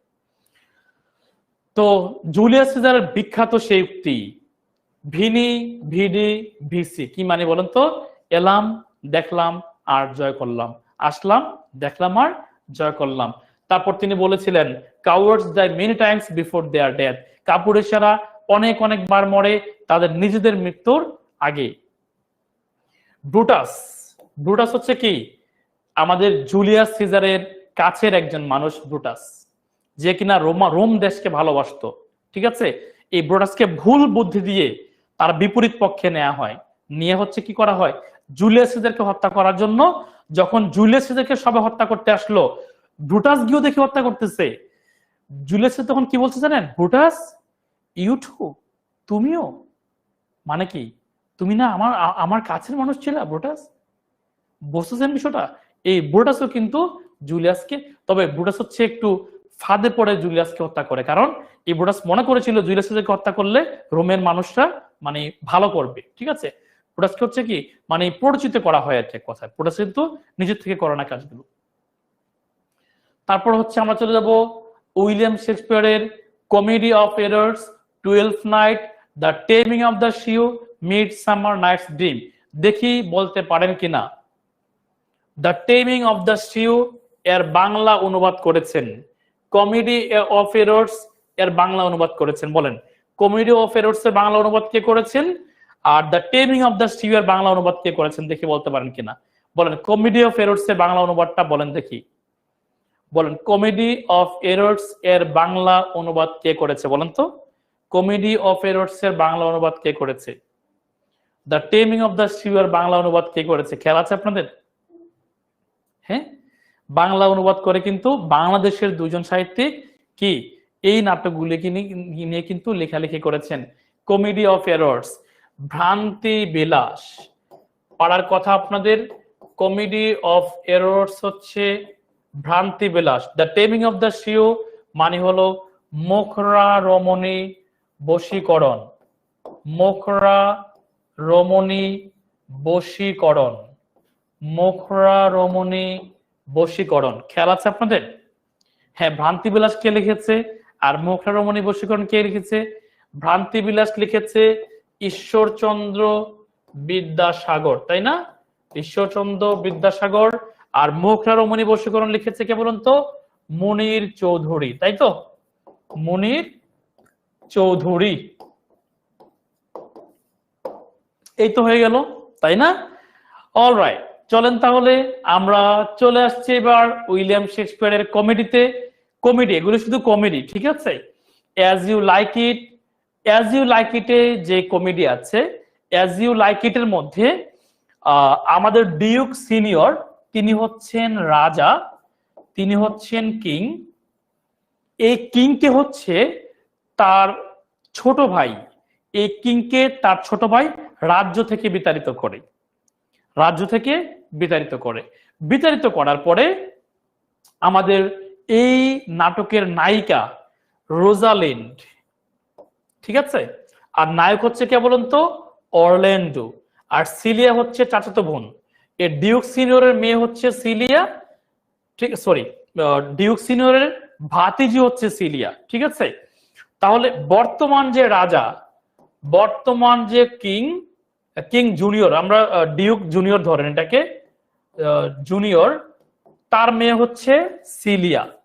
আর ডিউক সিনিয়রের মেয়েকে রোজালিন্ড। তাহলে ছোট রাজা, যিনি বর্তমান রাজা, যিনি ডিউক সিনিয়রকে বিতাড়িত করেছেন, ডিউক সিনিয়রের মেয়ে হচ্ছে রোজালিন্ড। আর বর্তমান যে রাজা, যে হচ্ছে কিনা মানে অসৎ পথে রাজাকে বিতাড়িত করেছেন, ডিউক জুনিয়র, তিনি হচ্ছেন সিলিয়া, হচ্ছে তার বাবা। অরল্যান্ডো হচ্ছে একজন মানে কি বলা যাবে, মা বাবা নাই এরকম টাইপের একজন চরিত্র, যিনি হচ্ছে প্রধান চরিত্র। আর তার ভাই, তার বড় ভাই হচ্ছে অলিভার। অরল্যান্ডোর বড় ভাই হচ্ছে অলিভার, ঠিক আছে। তো ডিউক সিনিয়রকে জঙ্গলে হচ্ছে পাঠিয়ে দেওয়া হয়। তো ওই জঙ্গলে পাঠিয়ে দেওয়ার পরে রোজালিন এবং সিলিয়া, রোজালিনকে কিছুদিন পরে আবার তাকেও বিতাড়িত করা হয়, যে তোমার বাবাকে তো পাঠিয়েছিলাম, এবার তুমিও চলে যাও। রোজালিনকেও পাঠিয়ে দেওয়া হয় জঙ্গলে। তবে রোজালিন হচ্ছে সিলিয়া রোজালিনকে ছাড়া চলতে পারে না, তো সিলিয়া হচ্ছে রোজালিনের সাথে জঙ্গলে চলে যায়। অন দ্য আদার হ্যান্ড, এই অরল্যান্ডোকে হচ্ছে ভালোবাসে আমাদের নায়িকা রোজালিন। এই অরল্যান্ডো একটা কুস্তি খেলাতে জয়ী হয়ে রোজালিন্ডের মন জয় করেছিল, ঠিক আছে। তো শেষ পর্যায়ে শেষের দিকে দেখা যায় অলিভার বড় ভাই তার ছোট ভাই অরল্যান্ডোকে হত্যা করতে চায়। কেন হত্যা করতে চায়? কারণ ছোট ভাইকে যদি হত্যা করে ফেলে তাহলে তার বাবার সকল সম্পত্তি অলিভারের নামে হবে। এক পর্যায়ে গিয়ে দেখা যায় এই অরল্যান্ডো অলিভারকে একসময় একটা সিংহ তাড়া করে জঙ্গলের মধ্যে, সেই সিংহ থেকে অরল্যান্ডো বড় ভাইকে বাঁচায়। তখন বড় ভাই হচ্ছে কি করে, অনুতপ্ত হয় যে না, আমি ছোট ভাইয়ের প্রতি হচ্ছে মানে খারাপ আচরণ করেছিলাম, ঠিক আছে। শেষ পর্যায়ে নাটকের একেবারে শেষ দিকে আমাদের এই কিং জুনিয়র হচ্ছে যখন জঙ্গলে যায়, জঙ্গলে কিং জুনিয়র এক সময় যায়, গিয়ে এক সাধুর কাছে মানে তিনি সাধুর কাছে গিয়ে তিনি নিজে ভালো হয়ে যান। ভালো হয়ে যাওয়ার পরে ডিউক সিনিয়রকে তার প্রাপ্য আসনে বা তার রাজার আসনে আবারও ফিরানো হয়। ওই পাশ দিয়ে অরল্যান্ডো এবং রোজালিন্ডের হচ্ছে বিয়ে হয়, এবং অলিভার তো এখন ভালো হয়ে গেছে, অলিভার হচ্ছে সিলিয়ার সাথে বিয়ে হয়। তাহলে বিয়ে হয় কি বলেন, অলিভার এবং সিলিয়া আবদ্ধ হয়, অরল্যান্ডো এবং রোজালিন্ড আবদ্ধ হয়, আর এই পাশ হচ্ছে আমাদের ডিউক সিনিয়রকে আবারও রাজ্য সিংহাসনে বসানো হয়। এর মাধ্যমে আমাদের এই কমেডিটি হচ্ছে শেষ হয়ে যায়। এটা কিন্তু কমেডি একটা, ঠিক আছে, এখানে কেউ মারা টারা যাবে না, ট্রাজেডি না কোনো এটা। এই অ্যাজ ইউ লাইক ইট এর মধ্যে আমাদের উইলিয়াম শেক্সপিয়ারের বিখ্যাত বিখ্যাত কিছু কোটেশন আছে। তিনি প্রথম অনেকবার পরীক্ষাতে আসছে, বলেছিলেন all the world is a stage, পৃথিবীটা হচ্ছে একটা রঙ্গমঞ্চ, পৃথিবীটা হচ্ছে একটা নাট্যমঞ্চ, আমরা সবাই হচ্ছে সকল মানুষ এবং সকল নারী এবং পুরুষ সবাই হচ্ছে প্লেয়ার্স, আমরা সবাই খেলাধুলা করি, তাই না? যেমন এখন আমি টিচারের অভিনয় করছি, আপনারা ছাত্রের অভিনয় করছেন, আমি একটু পরে বাসায় গেলে হাজবেন্ডের অভিনয় করব, একটু পরে বাসায় গেলে আমি বাবার অভিনয় করব, একটু পরে রাস্তায় গেলে আমি যখন বাসে উঠবো, আমি যখন সিএনজি নিব, তখন আমি পথচারীর অভিনয় করব, তাই না? আমরা সবাই অভিনয় করি, আমরা সবাই অভিনেতা, পৃথিবীটা একটা রঙ্গমঞ্চ, সবাই অভিনয় করি। এই যে আমি হাত নাড়ছি, এই যে কথা বলছি, কেন? আমি অভিনয় করে করে কিন্তু আপনাদেরকে বোঝাচ্ছি, তাই না? এখন যদি আমাকে বলা হতো যে নাটকের শুটিং চলতেছে, তখন কিন্তু আমি এই অভিনয়টা করতে পারতাম না, তখন কিন্তু আমি আটকাই যেতাম, কারণ শুটিং চললে কিন্তু তখন আমরা একটা মানে সাইকোলজিক্যালি আমরা মনে করি যে না, আমার দ্বারা তো অভিনয় সম্ভব না, বাট আমি কিন্তু অভিনয় করছি, তাই না? I am an actor in this classroom, I am an actor, ঠিক আছে? হাওয়ার আপনি যখন মনে করেন আপনি বাসে চলতেছেন, আপনাকে যদি বলা হয় যে আপনি হচ্ছে ভাড়া দেন, কথা বলেন, আপনি ইজিলি পারবেন। যখন বলা হবে শুটিং চলতেছে, তখনই আপনি ঘাবড়াই যাবেন, তাই না? আপনি কিন্তু আসলে একজন অভিনেতা ছিলেন, বাট শুটিং চলবে বললে কিন্তু আপনি তখন অভিনয় পারেন না, ঠিক আছে? Hour sweet are the users of adversity, এটার অর্থ হলো দুঃখের প্রয়োজনীয়তা মধুর। তারপর under the greenwood tree who loves to live with me, duke সিনিয়রকে যখন হচ্ছে আপনার কি করা হয়, এই যে জঙ্গলে নির্বাসন দেয়া হয়, ডিউক সিনিয়র তখন হচ্ছে গান গায় যে under the greenwood tree who loves to live with me, কে আমার সাথে তোমরা হচ্ছে শয়ন করতে চাও।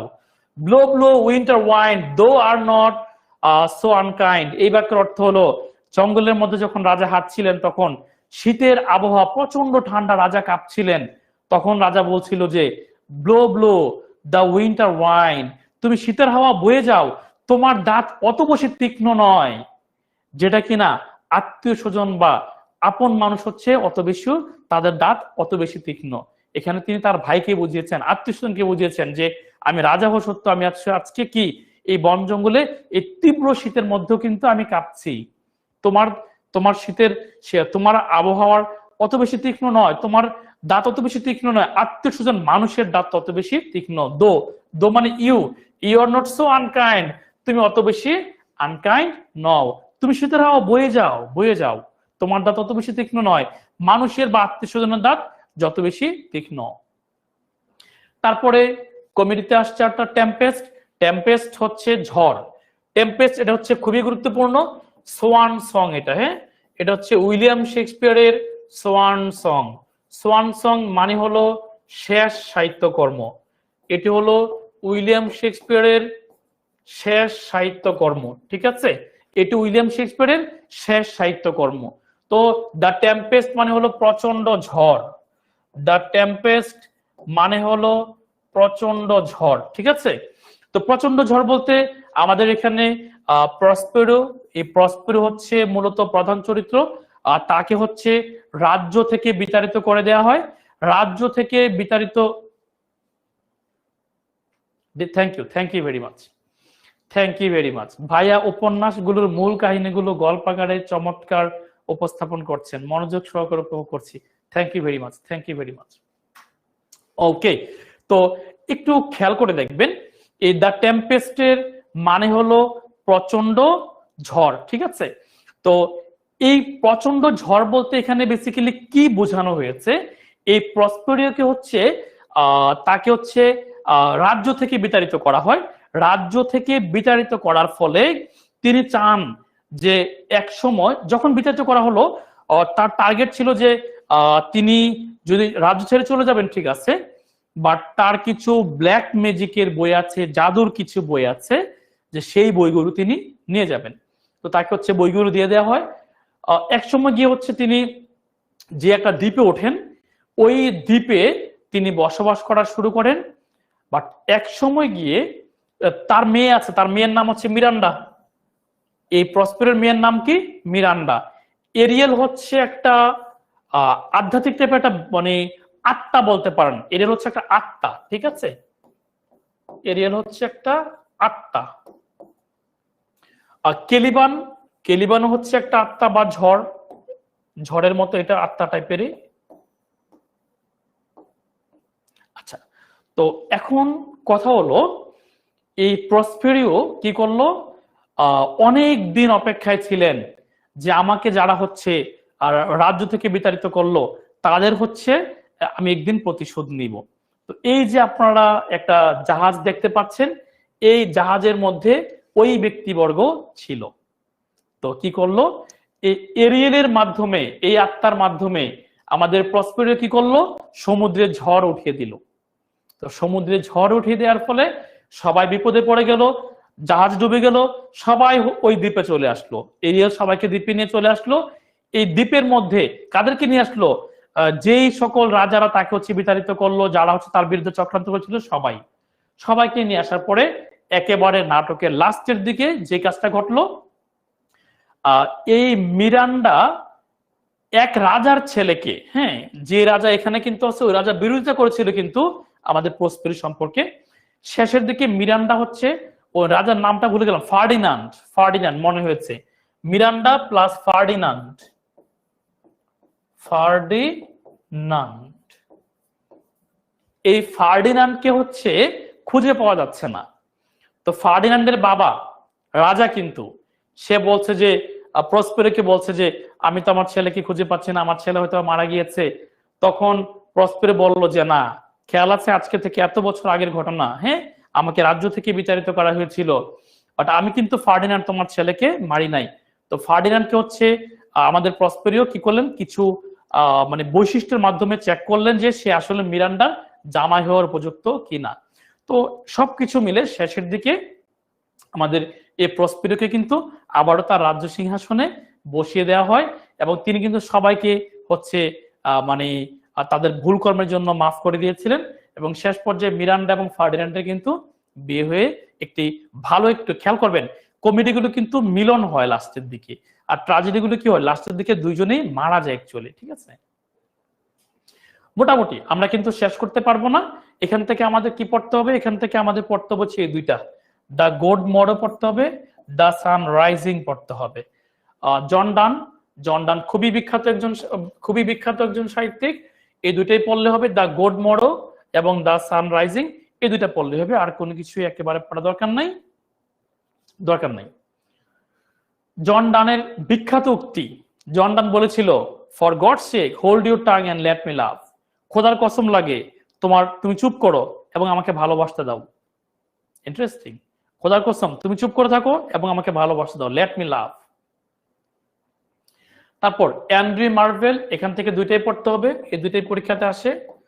Andrea Marvel two his coy mistress, mistress মানে তার বিলাভ, কয় মানে লাজুক, লাজুক বিলাভদের প্রতি, লাজুক ভালোবাসার প্রতি, লাজুক গার্লফ্রেন্ডের প্রতি তিনি হচ্ছে এই নাটক না, এটা হচ্ছে একটি কবিতা, এটা হচ্ছে কবিতা, পয়েম কিন্তু এটা একটি, ঠিক আছে? এই পয়েমটি তিনি লিখেছিলেন টু হিজ কয় মিস্ট্রেস। আর রবার্ট ফ্রিক, এটাও কবিতা, টু ড্যাফোডিলস, ড্যাফোডিলস কবিতা লিখে, এটা খুবই গুরুত্বপূর্ণ পরীক্ষাতে আসার মতো। রবার্ট ফ্রিক হচ্ছে টু ড্যাফোডিলস কবিতাটি লিখেছিলেন। টু ড্যাফোডিলস কবিতাটি হচ্ছে বেসিক্যালি আমাদের ডেফোডিল ফুলের প্রতি মানুষের লাইফের একটা কম্পারিজন করেছেন। তিনি বলছেন যে ডেফোডিল ফ্লাওয়ার গুলো হিউম্যান যে লাইফ আছে, হিউম্যান লাইফের মতো, কারণ ডেফোডিল ফ্লাওয়ার হচ্ছে সকালবেলা ফুটে এবং হচ্ছে বিকাল বেলায় কিন্তু ঝরে পড়ে যায়, ঠিক আছে? ওকে, তা ডেফোডিল ফুল হচ্ছে সকালবেলা ফুটে বিকালবেলায় ঝরে পড়ে, এবং তিনি বলছেন ডেফোডিল ফ্লাওয়ার তোমার লাইফের মতো কিন্তু আমাদের লাইফও কিন্তু একসময় এইভাবে ঝরে পড়বে, আমরাও কিন্তু এই পৃথিবী থেকে একদিন চলে যাব। তিনি বলছেন যে শর্ট লাইফ, আমাদের লাইফটা যেমন শর্ট লাইফ, ডেফোডিল ফ্লাওয়ারটা কি বলেন শর্ট লাইফ। ঠিক আছে, এই ডেফোডিল ফ্লাওয়ারের লাস্টের যে লাইনটা, এই কবিতার লাস্টের লাইনটা হলো never to be found again, never to be found again, never to be found again. এই নেভারের বানানটা এইভাবে লেখা হয় N E V E R, never. এখানে একটা এই চিহ্নটা মানে ভি, মনে রাখবেন। হ্যাঁ, এটা পরীক্ষাতে আসে কিন্তু। এই লাইনটা কেন পড়েছে মনে রাখবেন, আপনাকে যত কিছু পড়ানো হয় প্রত্যেকটা অক্ষর আপনাকে যেটা পড়ানো হয় প্রতিটা অক্ষর কিন্তু আপনার পরীক্ষাতে আসবে। এটা অনেকবার পরীক্ষাতে আসছে। টু ডেফোডিলস কবিতার শেষ লাইন কোনটি? Never to be found again. এই ডেফোডিল ফ্লাওয়ারকে আর কোনোদিন খুঁজে পাওয়া যাবে না, আমরা মারা গেলে আমাদেরকে আর কোনোদিন খুঁজে পাওয়া যাবে না। ওকে, এবার চলে আসলাম আমরা প্রিভিয়াস ইয়ার্স কোশ্চেনে। আমরা মোট 50টা কোশ্চেন সলভ করব। 50টা কোশ্চেন আমরা জাস্ট 10 মিনিটসে সলভ করব, একেবারেই সময় নিব না। জাস্ট দ্রুত আপনারা কোশ্চেন অ্যান্সার করতে থাকবেন, আর যেগুলোতে প্রাসঙ্গিক ব্যাখ্যা আছে প্রাসঙ্গিক ব্যাখ্যাগুলি আমি দিয়ে দিব। আপনারা ক্লাস থেকে লিভ নেবেন না, এই কারণে প্রতিটা কোশ্চেনের পাশে, মানে প্রত্যেকটা না, 50টা কোশ্চেন থেকে প্রায় 10-15টা কোশ্চেন আছে প্রাসঙ্গিক ব্যাখ্যা দিতে হবে, ওই ব্যাখ্যাগুলো আপনাদের জানতে হবে। ওকে, গোল্ডেন এজ সবাই জানেন। গোল্ডেন এজ মানে হলো আমাদের এলিজাবেথান এজ, তাই না? গোল্ডেন এজ মানে কোনটা বলেন? এলিজাবেথান এজ, রানী এলিজাবেথ ওয়ান অনুসারে গোল্ডেন এজ বলি আমরা এটাকে। নাম্বার 2 কোশ্চেন হলো Jacobian period of English literature, তাই না? খেয়াল আছে আপনার? জ্যাকোবিয়ান পিরিয়ড হচ্ছে কি বলেন তো?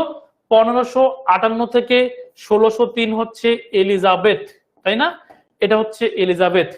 ওকে, আর এলিজাবেথের ঠিক পরের যুগটা হচ্ছে জ্যাকোবিয়ান, তাই না? এলিজাবেথের ঠিক পরে কোনটা বলেন? জ্যাকোবিয়ান। জ্যাকোবিয়ান মানে কোনটা? 1603 থেকে 1625। 3 নাম্বার কোশ্চেন এই মাত্র পড়াইছি আপনাদেরকে, for God sake hold your tongue and let me love. কে বলেছে বলেন তো? জন ডান বলেছিল কিন্তু এটা। 3 নাম্বার কোশ্চেন গেল। 4 নাম্বার কোশ্চেন স্প্যানিশ ট্র্যাজেডি। আমি আপনাদেরকে বলেছিলাম এই নাটকটা অনুসারে উইলিয়াম শেক্সপিয়ার কি লিখেছিলেন বলেন? হ্যামলেট নাটকটি লিখেছিলেন। এই নাটক অনুসারে উইলিয়াম শেক্সপিয়ার হ্যামলেট নাটক লিখেছিলেন। যে স্প্যানিশ ট্র্যাজেডির মানে স্প্যানিশ রচয়িতাকে বলেন একজন ইউনিভার্সিটি উইট, যার নাম হচ্ছে কি বলেন? Thomas Kyd. তিনি কিন্তু একজন ইউনিভার্সিটি উইট ছিলেন। Question number 4 done. তারপর চলে আসলাম কোশ্চেন নাম্বার 5 এ। Last play. লাস্ট প্লে মানে কি বলেন তো? লাস্ট প্লে মানে হচ্ছে সোয়ান সং, তাই না? শেষ সাহিত্যকর্ম। খেয়াল আছে আপনাদের? উইলিয়াম শেক্সপিয়ারের শেষ সাহিত্যকর্ম কোনটি? খেয়াল নাই? কি বলেন তো? উইলিয়াম শেক্সপিয়ারের শেষ সাহিত্যকর্ম কোনটি? এটা বলেন আপনারা। এটা আমি বলবো না, এটা আপনাদের দিলাম। বলেন, এটা আপনাদের দিয়ে দিলাম, বলেন দেখি পারেন কিনা। উইলিয়াম শেক্সপিয়ারের সোয়ান সং বা শেষ সাহিত্যকর্ম কোনটি?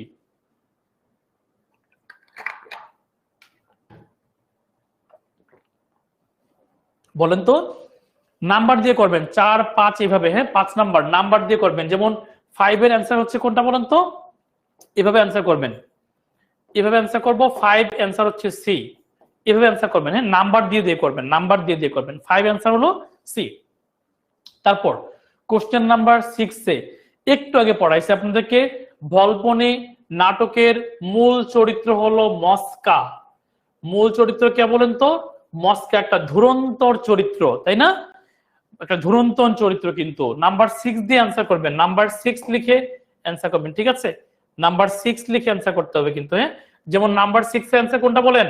নাম্বার 6 এর অ্যান্সার হচ্ছে বি, তাই না? ভলপনা নাটকের কি রচয়িতা কে বলেন তো? Ben Jonson. নাম্বার 6 ডান হয়ে গেল। চলে আসলাম নাম্বার 7 এ। নাম্বার 7 এটা নিয়ে আলোচনা করতে হবে।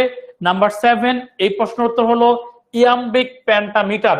পেন্টা মানে পঞ্চম, পেন্টা মানে কি বলেন? পঞ্চম। পেন্টা মানে হলো পঞ্চম, ঠিক আছে? পেন্টা মানে 5, পেন্টা মানে কি বলেন? 5। অর্থাৎ উইলিয়াম শেক্সপিয়ারের নাটকগুলো 5টা অঙ্কে রচিত, 5 acts, ACTS অ্যাক্টস, ঠিক আছে। তাহলে উইলিয়াম শেক্সপিয়ারের নাটকগুলো কি বলেন, 5টা অঙ্ক, এক মানে কি 5টা পার্ট, 5টা পার্টে উইলিয়াম শেক্সপিয়ারের নাটকের বেশিরভাগই 5 অ্যাক্টসে রচিত। এই কারণে প্যান্টা বলা হয়, ইয়াম্বিক প্যান্টামিটার, প্যান্টা প্যান্টা 5। তারপরে কোশ্চেন নাম্বার 8-এ চলে আসছি। পয়েটিক ট্র্যাডিশন না কোনটা? আমরা জানি এপিক একটি পয়েট, কমিক একটি পোয়েম, ট্রাজিক একটি পোয়েম, অকাল্ট বলতে কোনো পোয়েম নাই, ঠিক আছে। তাহলে পয়েটিক আলোচনাতে অকাল্ট বলতে কোনো কথা না। আপনি এপিক বলতে পারেন মহাকাব্য, কমিক বলতে পারেন, ট্রাজিক বলতে পারেন, অকাল্ট বলতে কোনো শব্দ, কবিতা টাইপের কোনো কিছু নাই। So not a poetic tradition, answer হলো দ্য অকাল্ট। তারপর কোশ্চেন নাম্বার 9-এ চলে আসলাম। কোশ্চেন নাম্বার 9-এ যেটি আছে, frailty thy name is women is a famous dialogue from, কি বলেন? আমরা সবাই জানি frailty thy name is a famous dialogue from William Shakespeare, তাই না? কোন নাটক থেকে নেওয়া হয়েছিল? হ্যামলেট নাটক থেকে এটি নেওয়া হয়েছে। Question number 10, measure for measure, measure for measure. আপনাদেরকে বলেছিলাম উইলিয়াম শেক্সপিয়ারের কিন্তু 3টা ট্রাজিকমেডি আছে, 3টা ট্রাজিকমেডি আছে। একটি হলো all is well that ends well, আরেকটি হলো কি বলেন মেজার ফর মেজার, আরেকটি কি বলেন খেয়াল আছে? ভুলে গিয়েছেন? একেবারে প্রথমেই লিখে দিয়েছিলাম the merchant of Venice. 1 number হলো the merchant of Venice, 2 number হলো all is well that ends well, 3 number হলো কি বলেন measure for measure. Question number 10, the answer is tragicomedy. ট্রাজেডিও আছে, কমেডিও কিন্তু আছে। তারপরে question number 11, to be or not to be, that is the, কি বলেন তো? কোশ্চেন নাম্বার 11 আপনাদেরকে দিলাম। কোশ্চেন নাম্বার 11 আমি অ্যান্সার করব না, 11 আপনারা অ্যান্সার করেন তো এটাকে। To be or not to be, that is the কি, বলেন তো? That is the meaning, that is the answer, that is the question, or that is the issue, or that is the point? দেখি উত্তর করতে পারেন কিনা। To be or not to be, that is the definitely question. William শেক্সপিয়ারের Hamlet নাটক থেকে এটি নেওয়া হয়েছে। Question number 12, a Machiavellian character. আপনাদের আমি বলেছি যে দ্য প্রিন্স বইয়ের রাইটারকে মেকিয়াভেলি, ওখানে বলেছিলাম যে মেকিয়াভেলিয়ান ক্যারেক্টার হচ্ছে একটা সেলফিশ ক্যারেক্টার, একটা সেলফিশ ক্যারেক্টার, ঠিক আছে। সো কোশ্চেন নাম্বার 12 অ্যান্সার হচ্ছে মেকিয়াভেলিয়ান ক্যারেক্টার মানে selfish character. Question number 13, where did the Renaissance start from? আপনাদের বলেছি আমি 14th সেঞ্চুরিতে রেনেসাঁ শুরু হয়েছিল ইতালির ফ্লোরেন্স শহরে। খেয়াল আছে আপনাদের? ইতালির ফ্লোরেন্স শহরে কিন্তু রেনেসাঁ শুরু হয়েছিল। So the answer is option C. তারপর question number 14, who is the university wits, তাই না? আপনাদের বলেছি আমি ইউনিভার্সিটি উইটস কে কি ছিল বলেন তো? ইউনিভার্সিটি উইটস এর মধ্যে কিন্তু ক্রিস্টোফার মার্লো ছিল, তাই না? তারপর হচ্ছে কে ছিল বলেন তো? টমাস কিড ছিল, এবং তিনি আছেন রবার্ট গ্রিনও কিন্তু ইউনিভার্সিটি উইটস এর মধ্যে আছেন। So question number 14, the answer is option C. University wits এর মধ্যে রবার্ট গ্রিন, টমাস কিড এবং ক্রিস্টোফার মার্লো, এই টাইপের ব্যক্তিগুলো, এই টাইপের সাহিত্যগুলো যারা কিনা অক্সফোর্ড এবং ক্যামব্রিজে পড়াশোনা করেছেন তারা আছেন। So question number 15, Julius Caesar. আমি আপনাদের বলেছিলাম যে জুলিয়াস সিজার হচ্ছে আজ থেকে 200 বছর আগে যে রোমান সম্রাট ছিলেন, তাই না? যিনি বলেছিলেন ভিনি ভিডি ভিসি, যিনি বলেছিলেন কি বলেন তো? Cowards die many times before their death, যিনি বলেছিলেন Brutus you too. Alright, so question number 16-এ চলে আসলাম। Shakespeare is known mostly for, কি বলেন? পোয়েট্রি লিখেছিল, নোভেলস লিখেছিল, অটোবায়োগ্রাফি লিখেছিল, নাকি নাটক লিখেছিল? নাটক। নাটক ইংরেজি কি বলেন? নাটক ইংরেজি হলো প্লে। সো উইলিয়াম শেক্সপিয়ার তিনি ফেমাস কেন? নাটকের জন্য বা প্লের জন্য। তারপর কোশ্চেন নাম্বার 17, নিচের কোনটি উইলিয়াম শেক্সপিয়ারের নাটক? বলেন দেখি। কোশ্চেন নাম্বার 17 আপনাদের জন্য, কোশ্চেন নাম্বার 17 আপনাদের জন্য, বলেন দেখি। এটা আমি অ্যান্সার করবো না, কোশ্চেন নাম্বার 17 আপনারা অ্যান্সার করবেন। কোনটি ছিল খেয়াল আছে আপনাদের?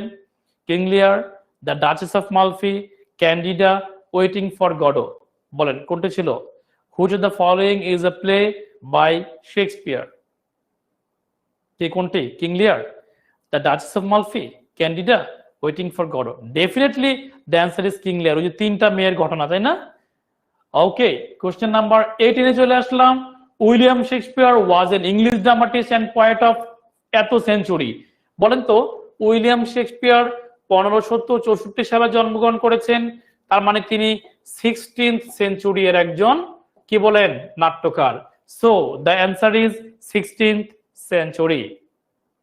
তারপর which of the following place is by William Shakespeare, এটা আমরা সবাই জানি। উইলিয়াম শেক্সপিয়ার একটু আগে আমরা পড়েছিলাম যে মেজার ফর মেজার হচ্ছে উইলিয়াম শেক্সপিয়ারের একটি tragedy comedy. So question number 19 is answer measure for measure. Question number 20 Shakespeare নিচের কোনটির লেখক, এটাও আমরা জানি। আমরা একটু আগে একটু মাত্র পড়লাম যে উইলিয়াম শেক্সপিয়ার হচ্ছে দ্য টেম্পেস্টের লেখক, ঝড়ের কথা, ঠিক আছে, ঝড়ের কথা। ফয়েজ আহমেদ বলছেন যে প্লে এবং ড্রামার মধ্যে পার্থক্য কি? না, পার্থক্য আছে। ড্রামা হচ্ছে যখন আপনি বই পড়েন, ড্রামা হচ্ছে যখন বই পড়েন, যখন এটা মঞ্চে উপস্থাপন করা হয় তখন এটা প্লে হয়ে যায়। বইয়ে পড়তেছেন ড্রামা, মঞ্চে স্টেজে চলে গেছেন হয়ে গেল কি বলেন প্লে। কোশ্চেন নাম্বার 21 চলে আসলাম। 21 নিচের কোনটি উইলিয়াম শেক্সপিয়ারের লেখা? খুবই সহজ, এই মাত্র পড়েছি আমরা, একটু আগে পড়লাম কিং লিয়ার, তাই না? Question number 22 twelve night is, twelve নাইটটা কি? আমরা জানি উইলিয়াম শেক্সপিয়ারের যেগুলো ট্র্যাজেডি সেগুলো হচ্ছে ব্যক্তির নাম, এটা কিন্তু ব্যক্তির নাম না, তাহলে এটা কখনোই কি হতে পারে না, ট্র্যাজেডি হতে পারে না। আর উইলিয়াম শেক্সপিয়ার তো হচ্ছে নোভেল লিখে নাই, উইলিয়াম শেক্সপিয়ার হচ্ছে এলেজে লিখে নাই, তাহলে কি লিখেছে বলেন তো? কমেডি লিখেছে। So the answer is comedy. Question number 23 the poem under the greenwood tree, খেয়াল আছে আপনাদের? আন্ডার দ্য গ্রিনউড ট্রি, ওই যে as you like it, Duke Senior যে শীতের ওই যে blow blow the winter wind though are not so unkind, হ্যাঁ তখন হচ্ছে কিন্তু আন্ডার দ্য গ্রিনউড ট্রি, হ্যাঁ উইলিয়াম শেক্সপিয়ারের সেই অ্যাজ ইউ লাইক ইট নাটক থেকে নেওয়া হয়েছে, option C. Question number 24 who is the greatest dramatist of all Times, all Times সর্ব সময়ের জন্য গ্রেটেস্ট ড্রামাটিস্ট, ঠিক আছে, কে বলেন? এক কথায় উইলিয়াম শেক্সপিয়ার। কোশ্চেন নাম্বার 25 নিচের কোনটি কমেডি, নিচের কোনটি কমেডি? ম্যাকবেথ হচ্ছে মানুষের নাম, এটি হচ্ছে একটি ট্র্যাজেডি, কিং লিয়ার একটি ট্র্যাজেডি, হ্যামলেট একটি tragedy, as you like it হচ্ছে তাহলে কোনো ট্র্যাজেডি নয়, অ্যাজ ইউ লাইক ইট হচ্ছে একটি কমেডি, তাই না?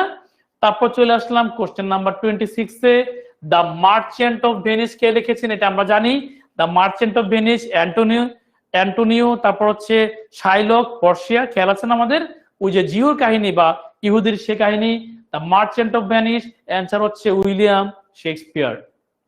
কোশ্চেন নাম্বার 27 নিচের কোনটি উইলিয়াম শেক্সপিয়ারের সোয়ান সং বা সর্বশেষ কাজ? সর্বশেষ কাজ আমরা সবাই জানি, কোনটি বলেন তো? সর্বশেষ কাজ হচ্ছে the tempest. So the answer is option C. তারপর question number 28 to be or not to be, that is the question, এটি কোন নাটক থেকে নেওয়া হয়েছে? সেটাও আমরা সবাই জানি, এটি নেওয়া হয়েছে হচ্ছে আমাদের বিখ্যাত সেই নাটক হ্যামলেট নাটক থেকে। তারপর কোশ্চেন নাম্বার 28 চলে গেল, 29 চলে আসলাম।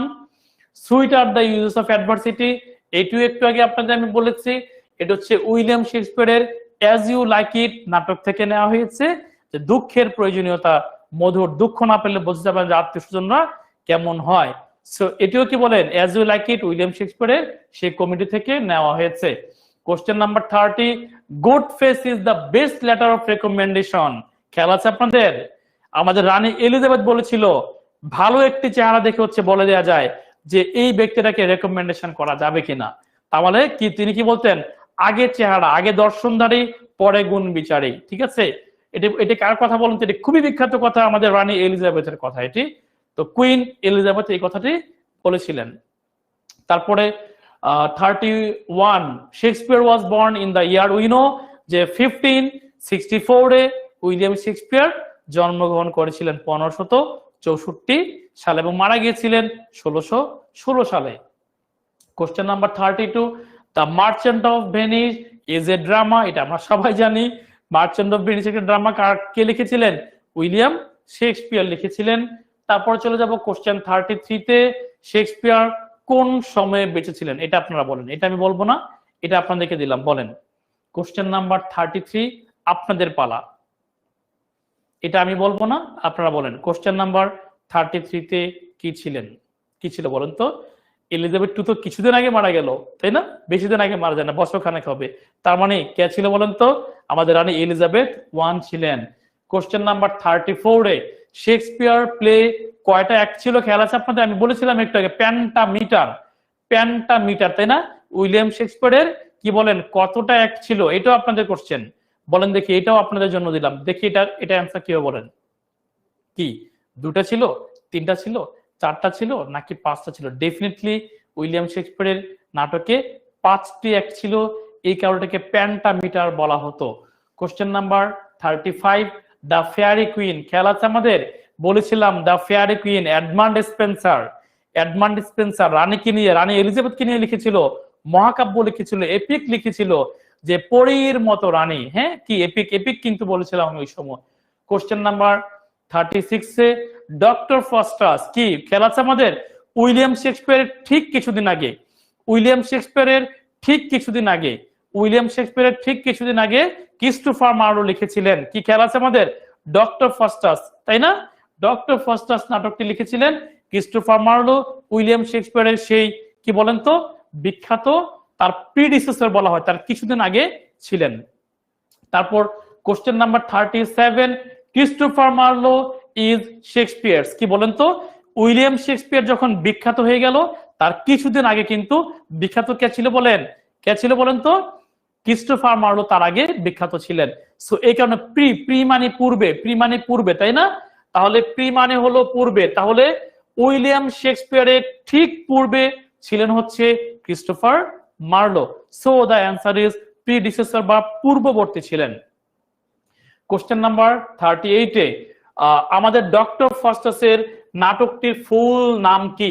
ডক্টর ফস্টাসের ছোট নাম ছিল, সম্পূর্ণ নামটা ছিল the tragical history of doctor Faustus, doctor ফস্টাসের tragical history. So option A is the answer. তারপর চলে যাব কোশ্চেন নাম্বার 39 এ, a great playwright of Shakespeare time, William শেক্সপিয়ারের টাইমে বা উইলিয়াম শেক্সপিয়ারের সমসাময়িক সময়ে একজন বিখ্যাত নাট্যকার ছিলেন, সেটা আমরা জানি, তিনি ছিলেন ক্রিস্টোফার মার্লো, যাকে কিনা ছুরিকাঘাতে গুপ্তচররা হত্যা করে। তারপর থেকে কিন্তু আমাদের উইলিয়াম শেক্সপিয়ার বিখ্যাত হয়ে যায় ক্রিস্টোফার মার্লোর মৃত্যুর পরে। সো 39 ইজ দ্য কি বলেন তো? Christopher Marlowe is the answer. Question number 40, Francis Bacon, তিনি কিন্তু নোভেল লিখতেন না, ড্রামা লিখতেন না, পোয়েট লিখতেন না, তিনি লিখতেন হচ্ছে এসে বা প্রবন্ধ। তিনি ছিলেন আমাদের কার মতো বলেন তো? প্রমথ চৌধুরীর মতো। কোশ্চেন নাম্বার 40 ডান। 41 এ চলে আসলাম। 41 হচ্ছে there is a divinity that shapes our ends, ঠিক আছে? এটা কিন্তু কি বলেন? উইলিয়াম শেক্সপিয়ারের হ্যামলেট নাটকে কিন্তু এটি বলা হয়েছে যে divinity that shapes our ends, মানে আমাদের ভাগ্য হচ্ছে নির্ধারিত করা থাকে, এটা অর্থ হচ্ছে এটা।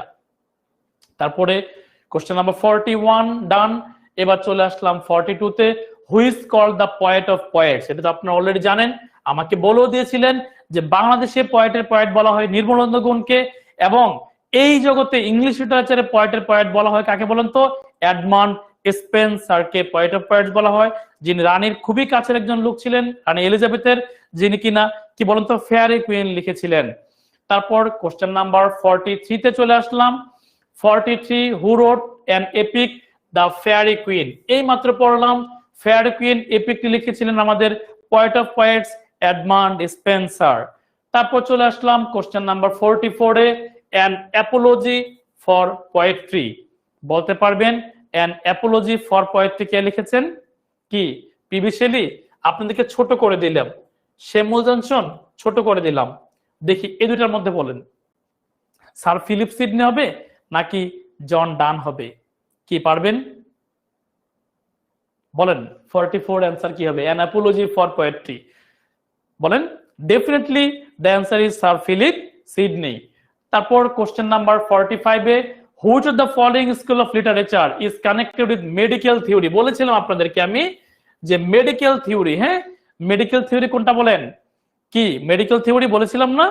মেডিকেল থিওরি কোনটা বলেন? কমেডি অফ হিউমার্স, হ্যাঁ every man out of his humour, every man in his humour.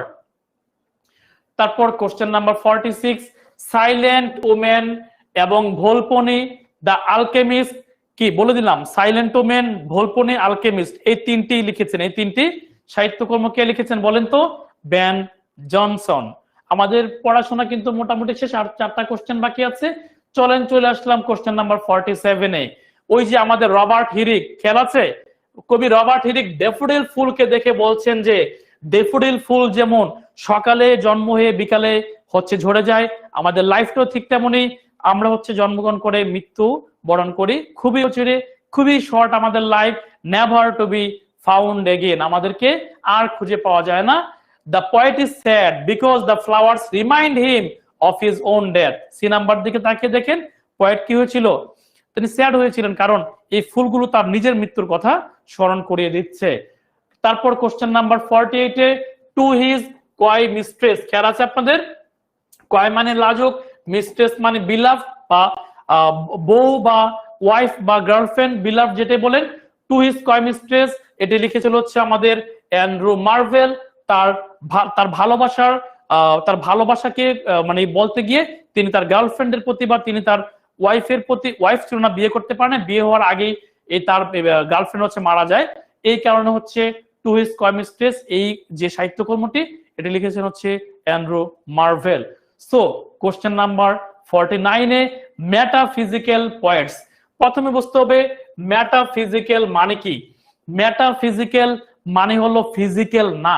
মনে করেন আপনি কলম দেখেন, এটা দেখেন, আপনি এগুলো দিয়ে হচ্ছে মনে করেন পয়েট লিখলেন, কবিতা লিখলেন, পয়েম লিখলেন, কিন্তু ভালোবাসা, লাভ, দার্শনিক, দর্শন, ঠিক আছে, তারপর আধ্যাত্মিক বিষয়গুলিকে আপনি দেখেন না।